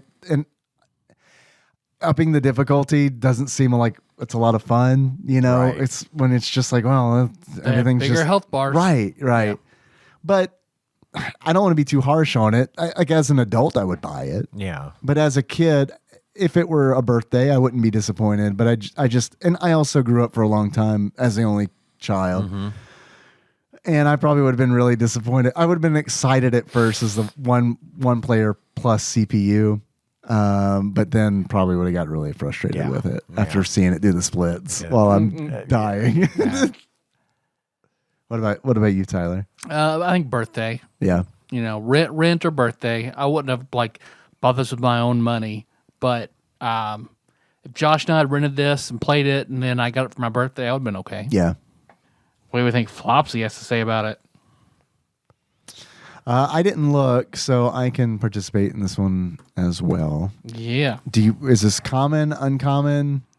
I think it's got to be uncommon. Got to be right? uncommon, I right? agree. Yeah. Agree. Or is it possibly rare? It could possibly be rare, I don't know. but I'm going to lean toward uncommon just think- because I feel like rare games are It was published by Star Kimco. Fox, whatever. But I'll go with uncommon as well, because even just because I didn't know anything about it doesn't mean it wasn't big enough a deal to potentially be out there. Yeah. In the wild.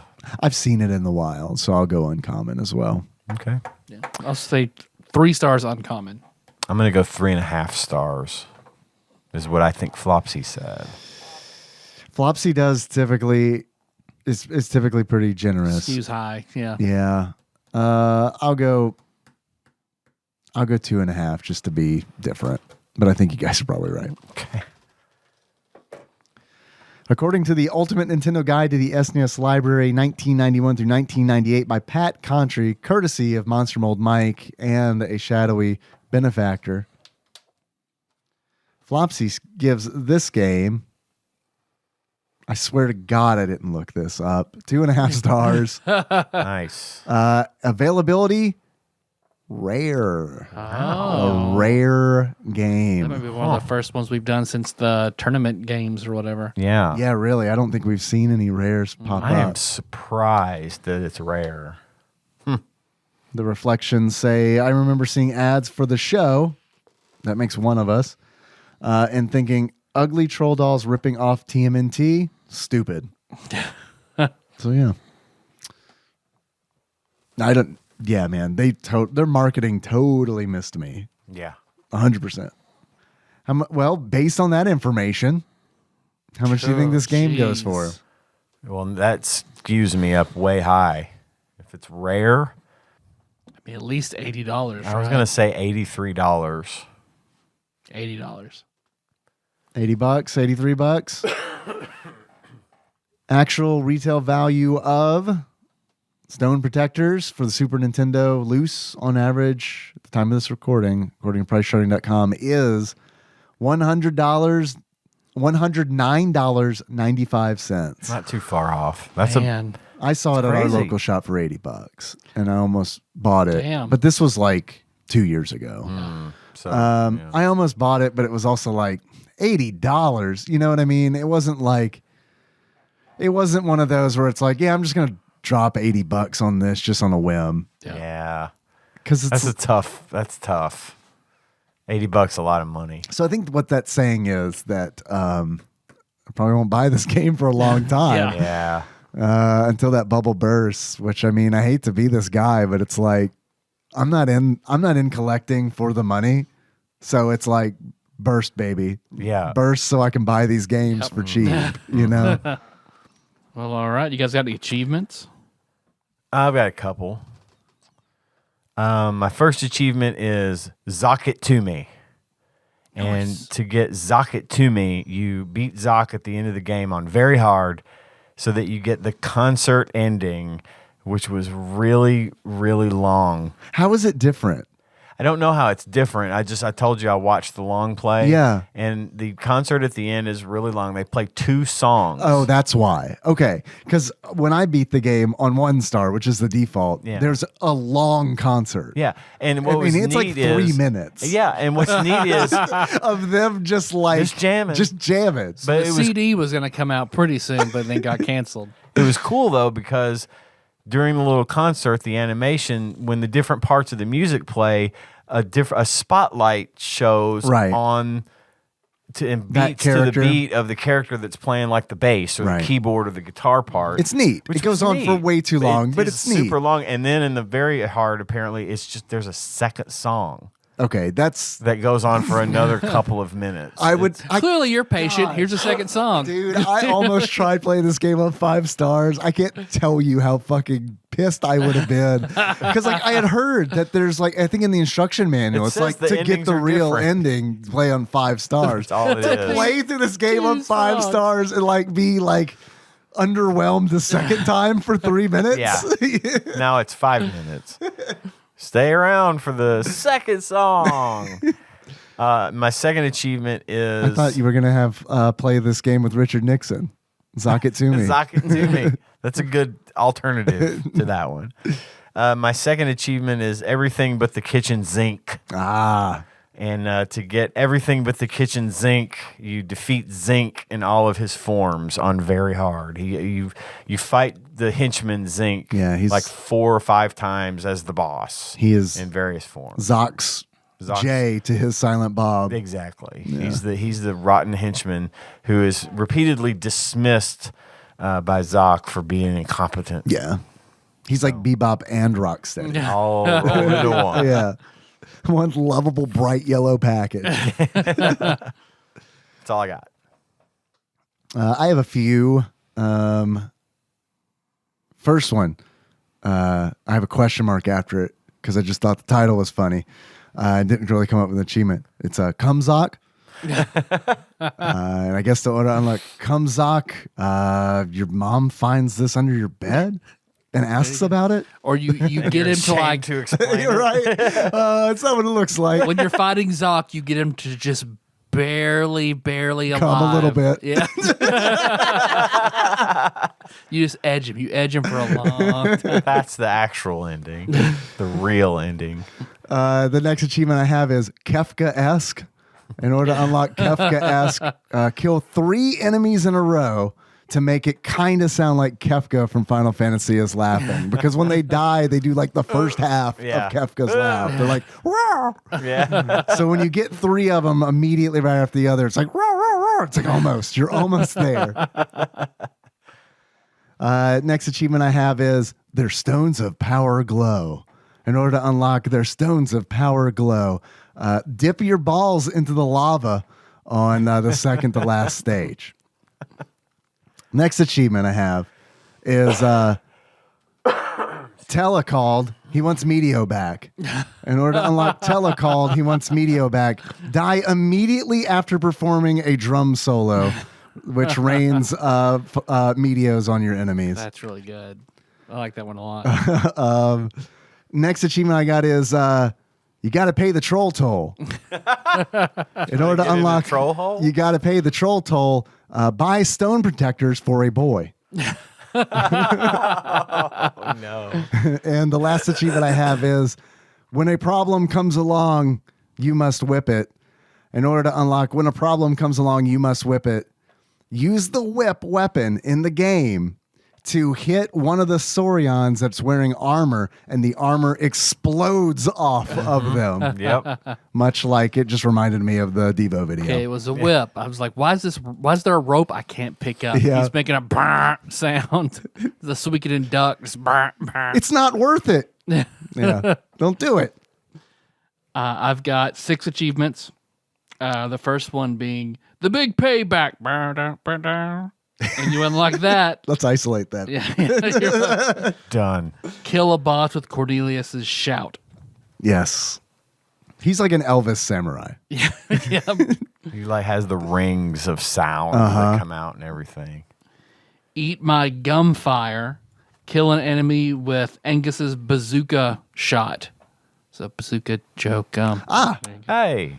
The worst gum. The worst Right? gum. We Yeah. can all agree. That 10-year-old gum. Teenage and Mutant Ninja those- Turtles trading card. Well, the gum. football gum that we tried forever ago. I liked the Bazooka Joe Really? with the comic book with the comic on it. Yeah, but that's its only redeeming factor. I is liked that- it though. Yeah. I like the taste. You like the gum I like itself? chewing gum. I like bubble gum. Yeah. I like that Double flavor. bubble, homie. Hubba bubba. Blow pops. Big Love League a blow Chew. pop. Big League Chew was good as a kid. I cannot see myself doing Big League Chew as an adult. Bubblicious. Bubblicious was good. Used to watch the Saturday morning cartoons. Used to have the best gum commercials. Yeah, they were like designed for gum commercials. Love the gum. That's impressive.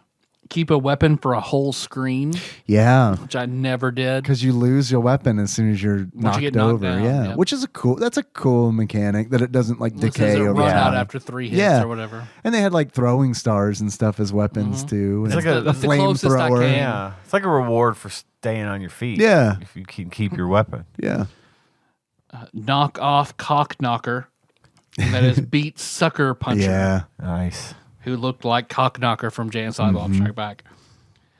Tyler Holland's musical prowess. You unlock that by beating the game without any musical moves, Hey. which I did. Nice. Hey, nice shit. Because I have no musical prowess whatsoever. So did you just choose not to do the musical I just, stuff? Or? special moves just are always kind of a turnoff for me. So once Yeah. I saw like in a little break where it tells you, I was like, no. I thought that was cool too that they tell It you how does to do tell the you, moves yeah. in the game. So I think that's pretty neat. Yeah. Then my last one is I'm just going to swing my arms, and if you get in the way and get hit, then it's your fault. You unlock that by winning with just walking and punching, which I also unlocked. Nice. Okay. Tyler, Yes, Dave. had a lot of fun talking about trolls and protecting Boys' stones holes and so many goddamn boys' holes. It's ridiculous. So many boys' holes that were on a list. Not happy about that, but it's a price you got to pay to do a podcast. It's the I guess. job. It's the job. If you were to give this game a beard, it sums up how you feel about it. What kind of beard would you give it? Just because he's big, muscular, colorful, and comical.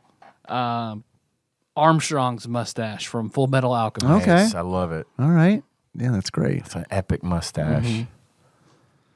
If you were to give this game a pair of glasses, what kind of glasses would you give it? Every one of the Neutrinos glasses from Ninja Turtles. Right on, Daddy-O. The triangular Daddy-O, we are shape. frozen. Weird shaped. Yeah. So many triangles. Fun fact, all the triangles ever were used in the 90s. Yeah. We used them up. We would have gotten no longer have triangles because of the 90s. We would have gotten the polygons so much earlier had it not been for the 90s. Right? Just using them all up. There was a shortage. Do you guys, what do you want to do for next episode? What game do you want to do? Do you want to randomize it? Or any suggestions? I don't have any suggestions at this point. I don't really either. I thought I did, but then I found out it was an NES game, so that doesn't work. Well, you mentioned that your favorite character was a rock climber. Oh boy, I'm not sure I want to do cliffhanger. I don't know. Cliffhanger based on the movie? Yeah. The Sylvester Stallone movie? Yeah. Ooh. Because that's going to require me to play the game, which I haven't played, but boy, have I seen so many Supposed to videos. be awful. Oh, it looks terrible. It would also require that I watch Cliffhanger, which is something I don't necessarily want to do this week. Yeah. I've seen Cliffhanger many times. Yeah. Shocker. Yeah, I've never seen it. Shocker. You want to randomize it, see what we get? Sure. Okay. Let me go grab this batter up peripheral, plug it in, put it down Wild and Crazy Kid style, my head on it so I can point my no-no hole in a random direction and say Watch the out for the prayer. trolls. We all have to say... No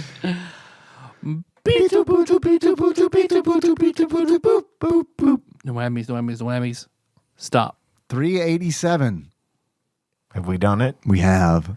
What is it? NHL 94. We've done the whole series. Done. right. We're done, Try baby. again, Let's randomizer. do the randomizer chant faster Okay. so we get a better game. Okay.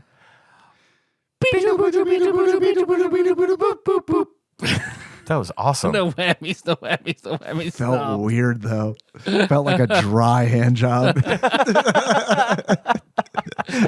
Hand job's a hand job. The Fuck it, I'll randomizer's take it. almost there. Don't stop. I mean, kinda. I could argue against that where it's like, I'll do it myself.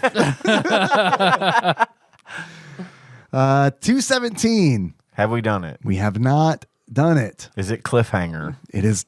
It would be great if it was, but it's not. 217. There was an achievement title I couldn't think of an achievement for, which was Clifford's Big Red Hog. But yeah. 217. Is it the D's? It's the G's. The G's. No idea. I've never heard of it. Is it a sports game? It's not. I mean, maybe it is, but probably not. It is Gun Force.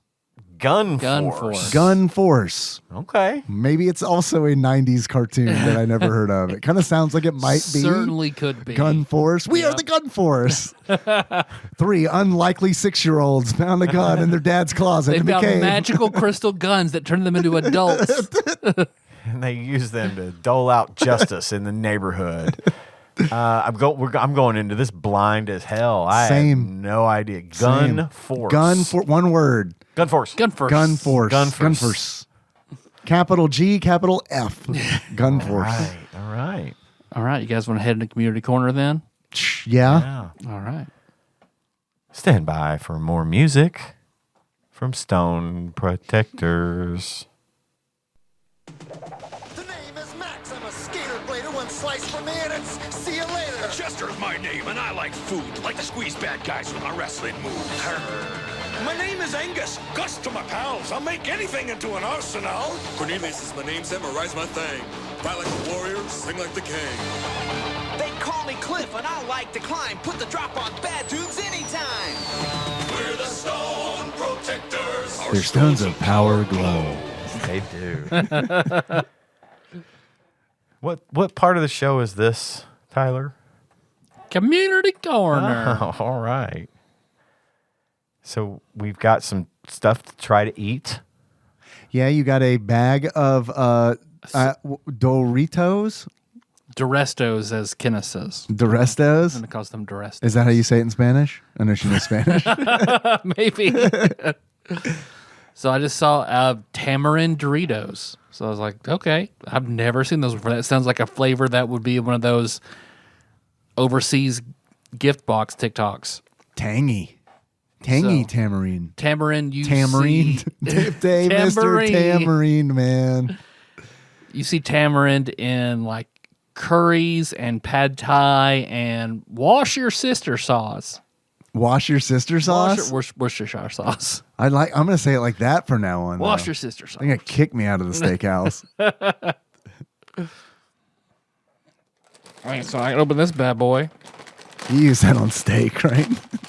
You could, yeah. Smells interesting. Does it smell like tamarind? I don't know. I don't think I've ever smelled like it's like brown pods that look like pea Good pods. God, that just hit me. You got a whiff of that. I did. I wasn't even trying it. It's like, what the fuck? Yeah, your face, for the listener, Ian's face was pointed in the opposite direction of the open bag. A cartoony curl of a hand came and like flicked his nose. It totally did. Good Lord. I hate to break this to you, Ian, but I think a skunk is about to have sex with you. Oh, fine. Forcibly. to. Tamarind Doritos. All right. Yeah, I fuck with that. Ooh, that's a tasty chip. Oh, good. It's tangy. Just like it says in the bag. Tangy. Ooh. Oh, the back end is kind of limey. I like It it. is. It reminds me of like, oh shit, what do you call them? Takis. Yeah, Takis. Fruit Brute. Fruit brew. Because originally, before they were lime, they were tamarind. Tamarind. It just didn't go over very well. Curry flavored cereal. I like that. It does. It tastes just like Takis. It does. Which I could eat On the back half, yeah. bags and bags of Takis. That's good. Do you want to reach over in the hutch and try something else, or we want to take this quiz? I do want to try those pork rinds. However, I know that they're expired. Is it okay to eat expired pork rinds? Ian's shaking his head. No. We're not doing this quiz. Oh. It ain't working. Oh, bummer. I wonder if I can message him real fast. Maybe. It 'cause expired let me bring it up. March of 21. Keep talking. So a year and a half ago. I just sent him a message. Oh, okay. Smells fine. I don't like pork rinds anyway. I'm not going to have those. I love pork I'm rinds. going to have more of these tamarind Doritos, though. Where did these chips come from, did you say? Where'd I find those? Kroger, maybe? I'm going to get a bag of these to take home because Gage will love them. These pork rinds are old Uncle Porker's pork crisps.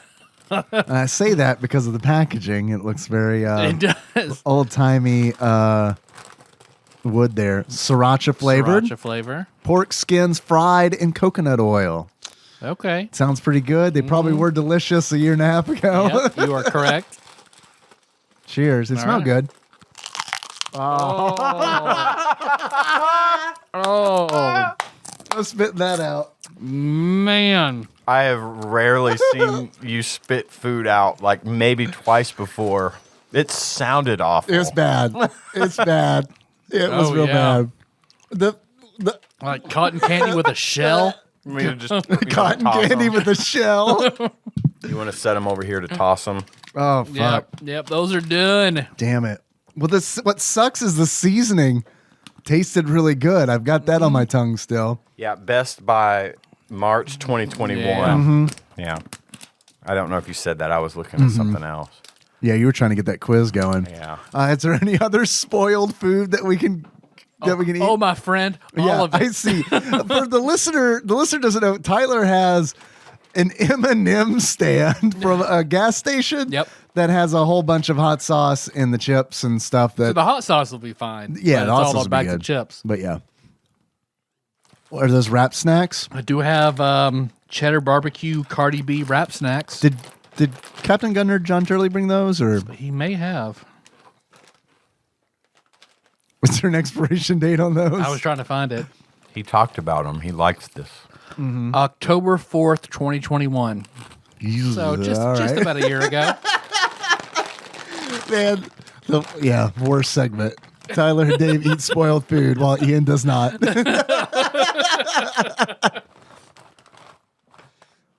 The OGs know.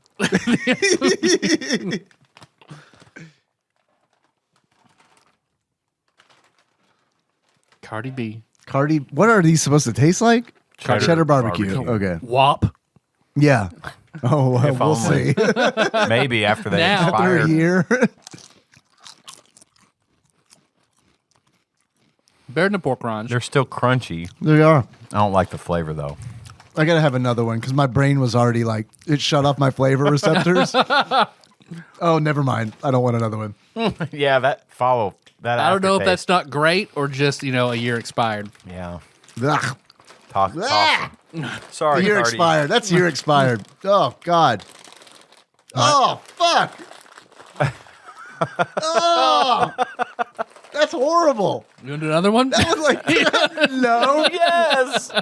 Are those? How old are those ghost pepper potato chips? I'm not eating those. Holy shit. Those were. Oh the my front. God. January 2nd, 2021. A year and a half. No. I'm out. Is there anything not spoiled on there? Oh man, those chips were bad. That like after. Fuck. That's like I ate a spicy- dead mouse. God. Spicy Chockery Mix. This expired in March of 2021. So are we tossing these expired things? You guys can eat them if you want. I will try them. You guys so they can have eat been them. tried. I'm not gonna eat them. Yeah, I'm out. No. This is Not after that 6 wrap of snack. Here, 2021. you want to Dorito? Yeah. I need a palate cleanser. I need a tangy tamarind Dorito, please. Oh God, it really does. It tastes like a mouse, dude. Like when my cats get a mouse and tear it open. And you take a bite of it. It tastes like that smells. Oh yeah. Outstanding Puffs, hella hot. I do not see an expiration. Oh, there we go. June of 2023. No, Hey! 2022. Oh. June of 2022. So just not 4 months expired. We just had those. John brought some of those last time he was here. Did he really? Yeah, he brought these because I made a comment. Isn't that what you already have on the shelf over there? So, but these we can just go ahead and throw away then if you want to set them over there. I need a bigger bag. All right, how about I just mow through some of this shit? Oh, this bag has lost a lot of air. It really has. It looks like when someone loses a bunch of weight and they have the skin still. That's what that bag looks like. It does. Oh my God. This one expired March 12th of 2022. God damn it. 2022. Yep. Incredipuff Sizzling Sriracha. All right, I'm going to knock out these 4 things. Yes. I'm going to start. I'm going to watch you. I will I opened. My sense of smell is bad, and I opened the right. bag, and that got me. I want a whiff of this. I got to wheeze the juice. I don't know that I would eat this, Tyler. Maybe no. Maybe don't. Do you have work tomorrow? You won't. I don't see any mold. Here go the Incredipuffs. Sizzling Sriracha. It's actually not too bad. It's a stale puff Cheeto. Does have a little bit of an Indian style taste to it with the garlic and the heat. But there's also some element on the back end there that's just like, ugh. Spoiled. It tastes beige. All right. You just ate COVID in puff form. Oh, it says right here. Oh, man. We were the first to puff COVID. Made of COVID Hope concentrate. you've had your vaccine. All about coulda, not shoulda. Ghost pepper potato chips.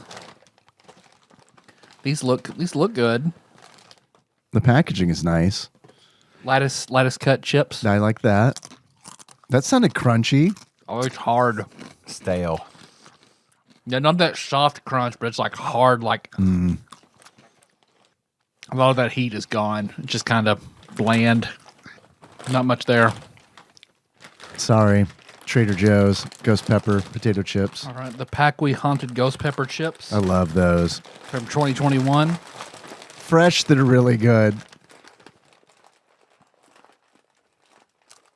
Oh, I should be filming this. oh my! I fucked up. I should be filming this. That's like a tissue paper that you sneezed in and then let it get sort of hard. Oh, a Cumsock. Yeah, it's like a cum sock. It's got heat to it. It's like a spicy cum sock. Is it better and worse than that squid? Homie, Better than a squid, man. that squid was bad. God, I can't believe y'all ate That that. squid was bad. Oh, I seen it. I seen it. Well, that bag looked like it was sealed up good. It so was. maybe And what is this? This is the spicy chakri mix, crunchy, spicy Indian style snack mix from Trader Joe's. Okay. Does that have an expiration on it? Yes, I remember looking at it. March, June 2018. March of 21. Oh my God. these faces. That was like if you imagine what it'd be like biting into a spider's egg. Oh, fun. Made of feet. Oh. He's You going tell that for more. there's several different varieties in here. Oh my God.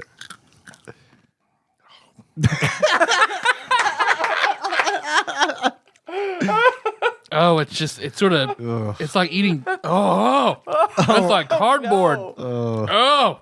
Oh, that's bad. It's so bad he turned into Dracula Here, for a eat minute. one of these. Yeah. Eat one of these. Eat That's a the best palate cleanser. Eat a Tamarine, man. Those are so good. They're really good. You're going for more. Are you going to clear the whole shelf What off? the hell? Let's finish it off. I mean, yeah, it's not going to get any better sitting over there. Pitos, fiery hot. junk food taste made from peas. Expired in February 23rd, 2022.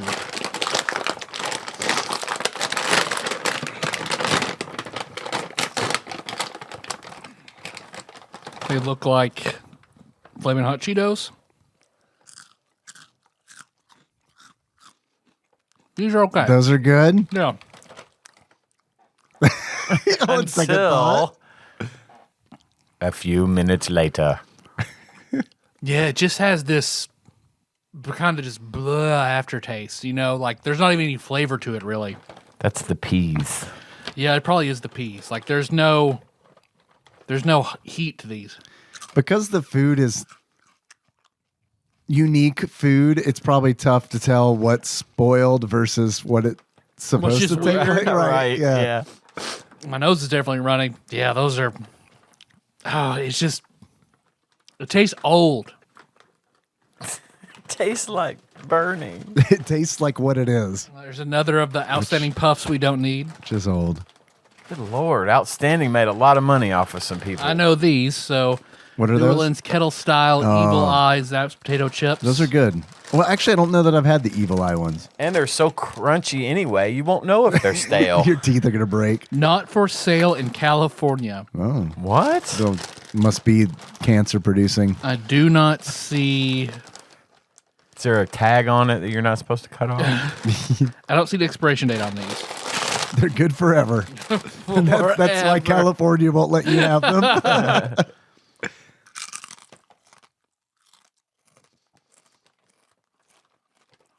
Yeah, you just put that right When the back chip in. goes back in the bag, we know. That's how that bad it bag is. Oh, you are filming this. Good. Yeah.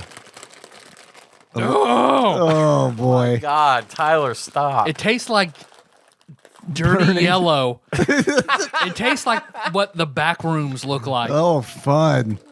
You just ate a liminal chip. Oh. That's that mousy, yeah. Oh, fuck that. Yeah. Jesus Christ. Tim's Cascade style potato chips, extra thick and crunchy. We'll see. Hot. Expired. Here it is, up here. Okay. March of 2021. I smell the jalapeno first. Don't put any of these foods in your bomb shelters, folks.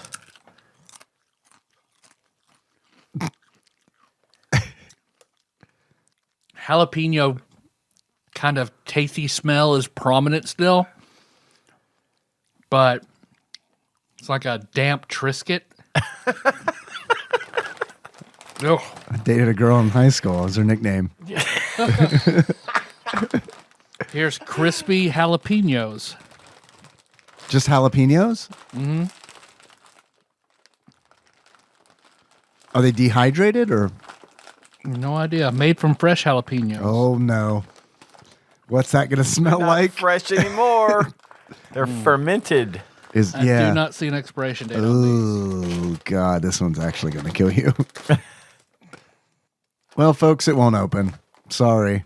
Tyler tried. That's the universe speaking to you, Tyler. Uh-huh.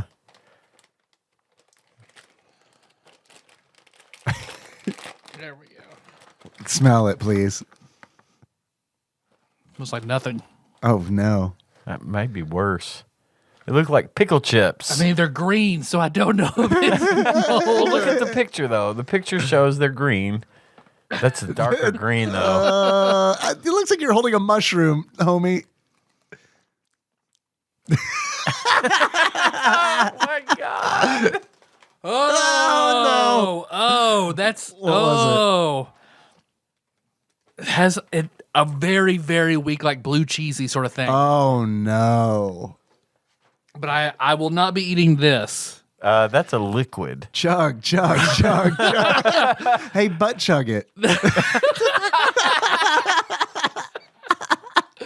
This is I feel dizzy. No. We warned you. It's like right before the Ambien kicks in, like that floaty. You just took Ambien? Oh, fuck. No, it's like I did. It is when no, before that's it kicks worse. in. This is that stuff that Nando sent to us, so we couldn't figure out what it was. Oh, right. Oh, definitely don't eat that. It's a liquid. What? Red hot chili sauce. Oh. 12/4/21. Don't Yeah, don't I'm do not, that one. I'm not. I don't even know what's. That probably has like, if that's like a creamy sauce, There's then- perishable things in there. Ingredients: vegetable mix, pepper, onion, garlic, cilantro, parsley, soybean oil, tomato paste, vinegar, salt, milk protein, There you go. xanthan gum. Yeah, that I'm too afraid to. That might be Take a actual shot food of. poisoning. Ian, you're gonna do it? Yeah. Look, I'll butt chug it if you butt chug it. All right. Melissa, okay, I need you to come out here. We're all gonna have our asses up and cheeks spread. You need to put this in our. Do you have any cake decorating tools?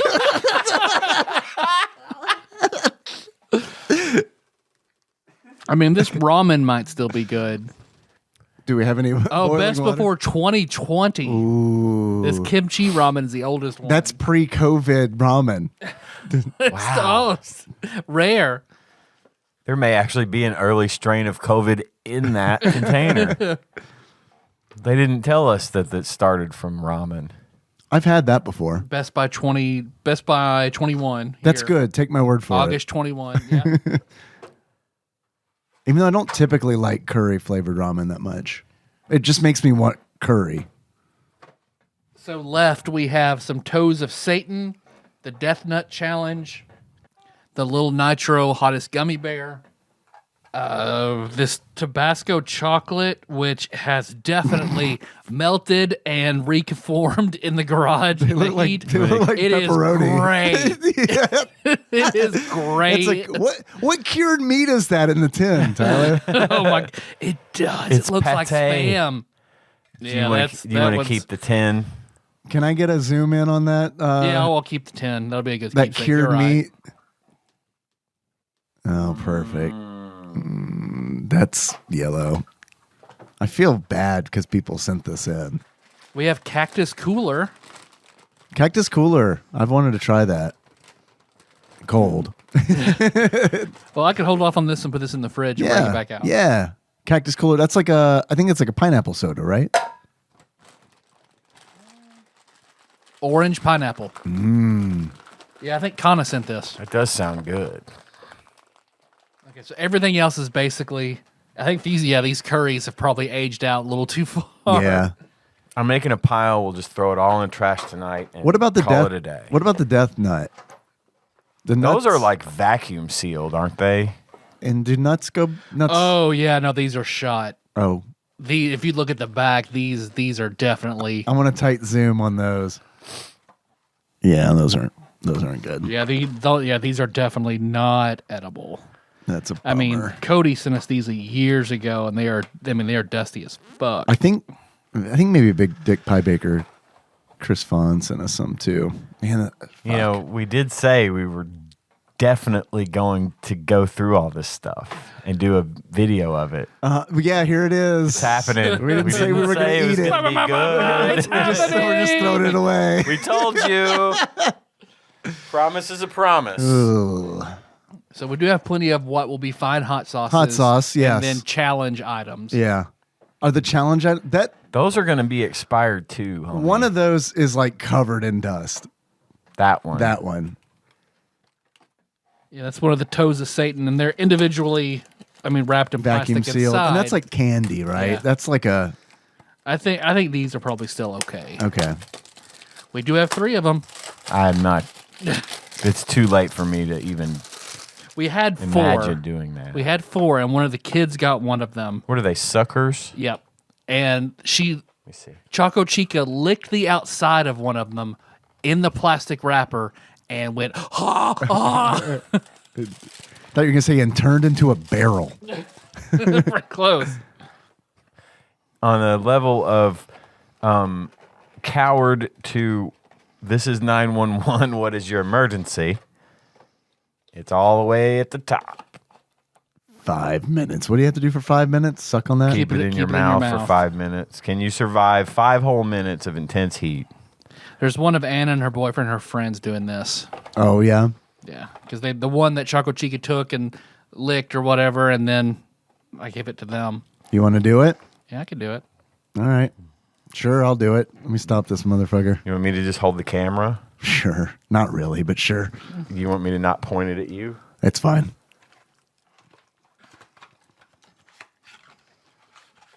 If I can get it open, it is not in great condition. Oh, like the plastic is stuck to the... Yeah. Yeah. Well, it's been awfully hot in here. And it's definitely leaked down the stick. Do we have any scissors or anything in here that would help? Or where's John? We need a knife. I'd use my keys, my car keys, but I regularly chew on those. Dude, I don't know how much of that is going to have like legit microplastics in it. Okay, we're done. We tried. No. But suddenly,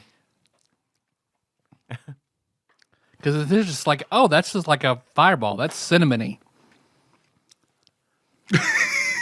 I was creeping up there. I mean, I can't do much. Put the whole thing. No, put that whole thing in your mouth.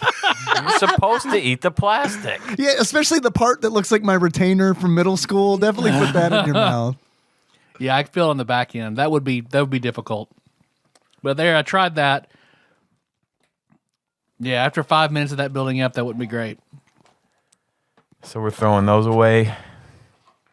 Yeah. I'm going to go get the trash can. I can smell that. That does smell really hot. Oh, yeah, it's kind of getting me now. That's lingering. That's that sugar sticking on my lips and my tongue. Creeping up. Yep. All right. Well, I'm excited for this hot sauce. Yep. We got the gummy bears, too. And the gummy bears, which might also have gone the route of the Satan's toe. Probably right. You want to check? You want to check them? Or save that for another day? We'll save that for another day. All right. Okay. Thanks for eating all that spoiled stuff. You're welcome. Yeah. I chickened out after the fucking wrap snacks that tasted like a dead mouse. That's it. That was it. Thanks, Cardi B. Yeah. Woo. All right, community corner. Community corner. That might have just been it, right? Yeah. Yep. We were going to do, Dane had sent us a quiz in for Indiana Jones that came in late. And I had completely forgotten about it. And then Tyler, you were like, I was talking about how much I enjoyed his last quiz that we did on the Wizard of Oz.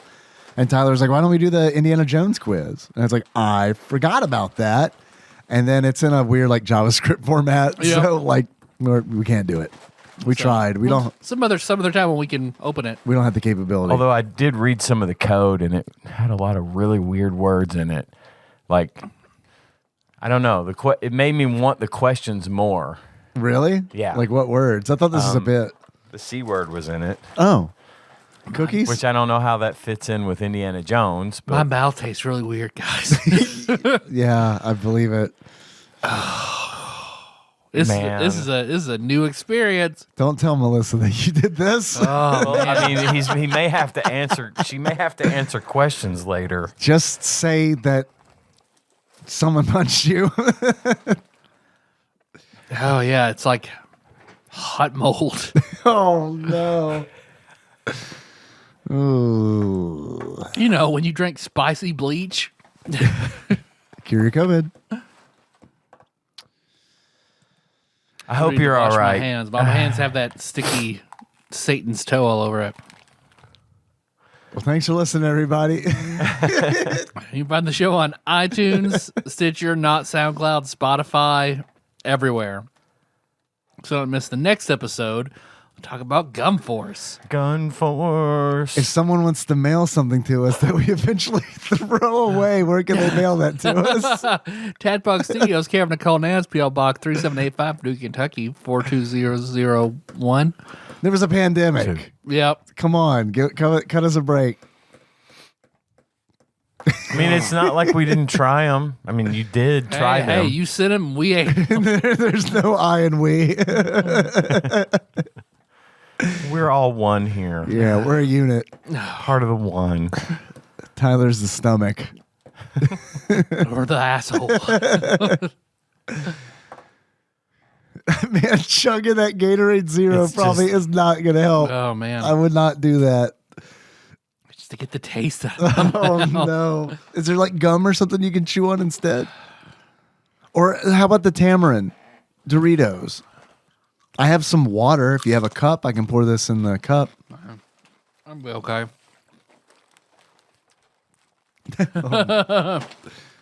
Garbage bag full of expired Oh, food. it's so bad. All right. What else we got? We got Patreon. We do that. Please go ahead. People donate money to us every month because they're wonderful.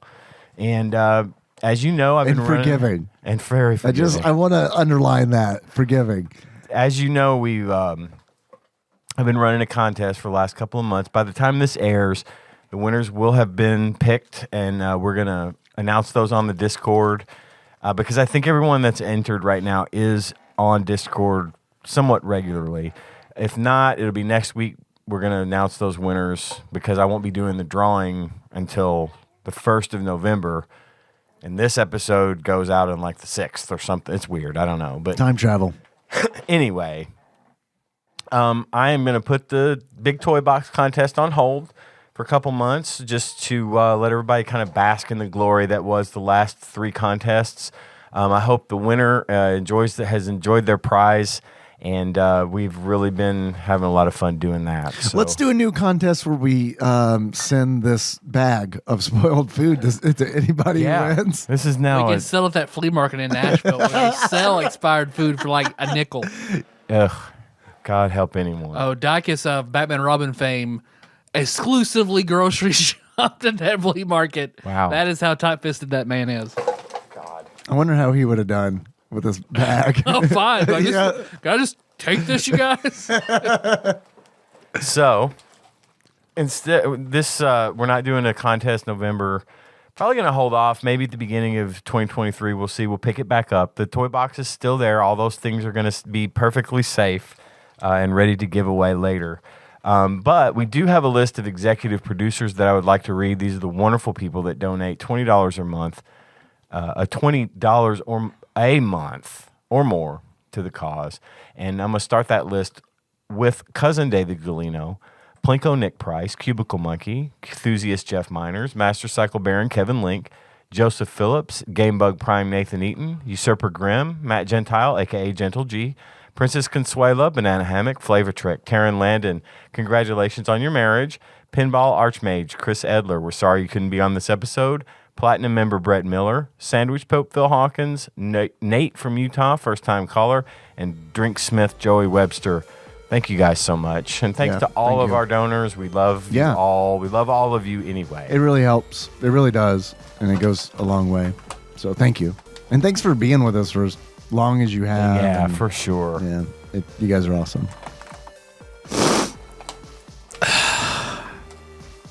It's all. You gonna be all right? Yeah, it's just weird. Yeah. Are you tripping? A little bit. Yeah.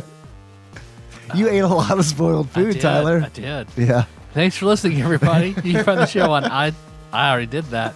Oh, no. You can call us, 270-883-2555. Yeah. Shirts.tapog.com. Yeah. What else? Our theme song is Moves by Sycamore Drive. Look at that track from the shirts at tapog.com. Hey, you guys want to close it out? As two guys who are worried about their buddy Tyler. So until next time. Hey, Capricorn, man. It burns. It burns us. It burns us.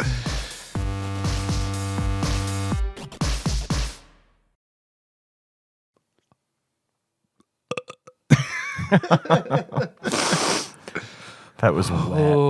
Oh. Sounded like you just picked a hamburger up in stone protectors.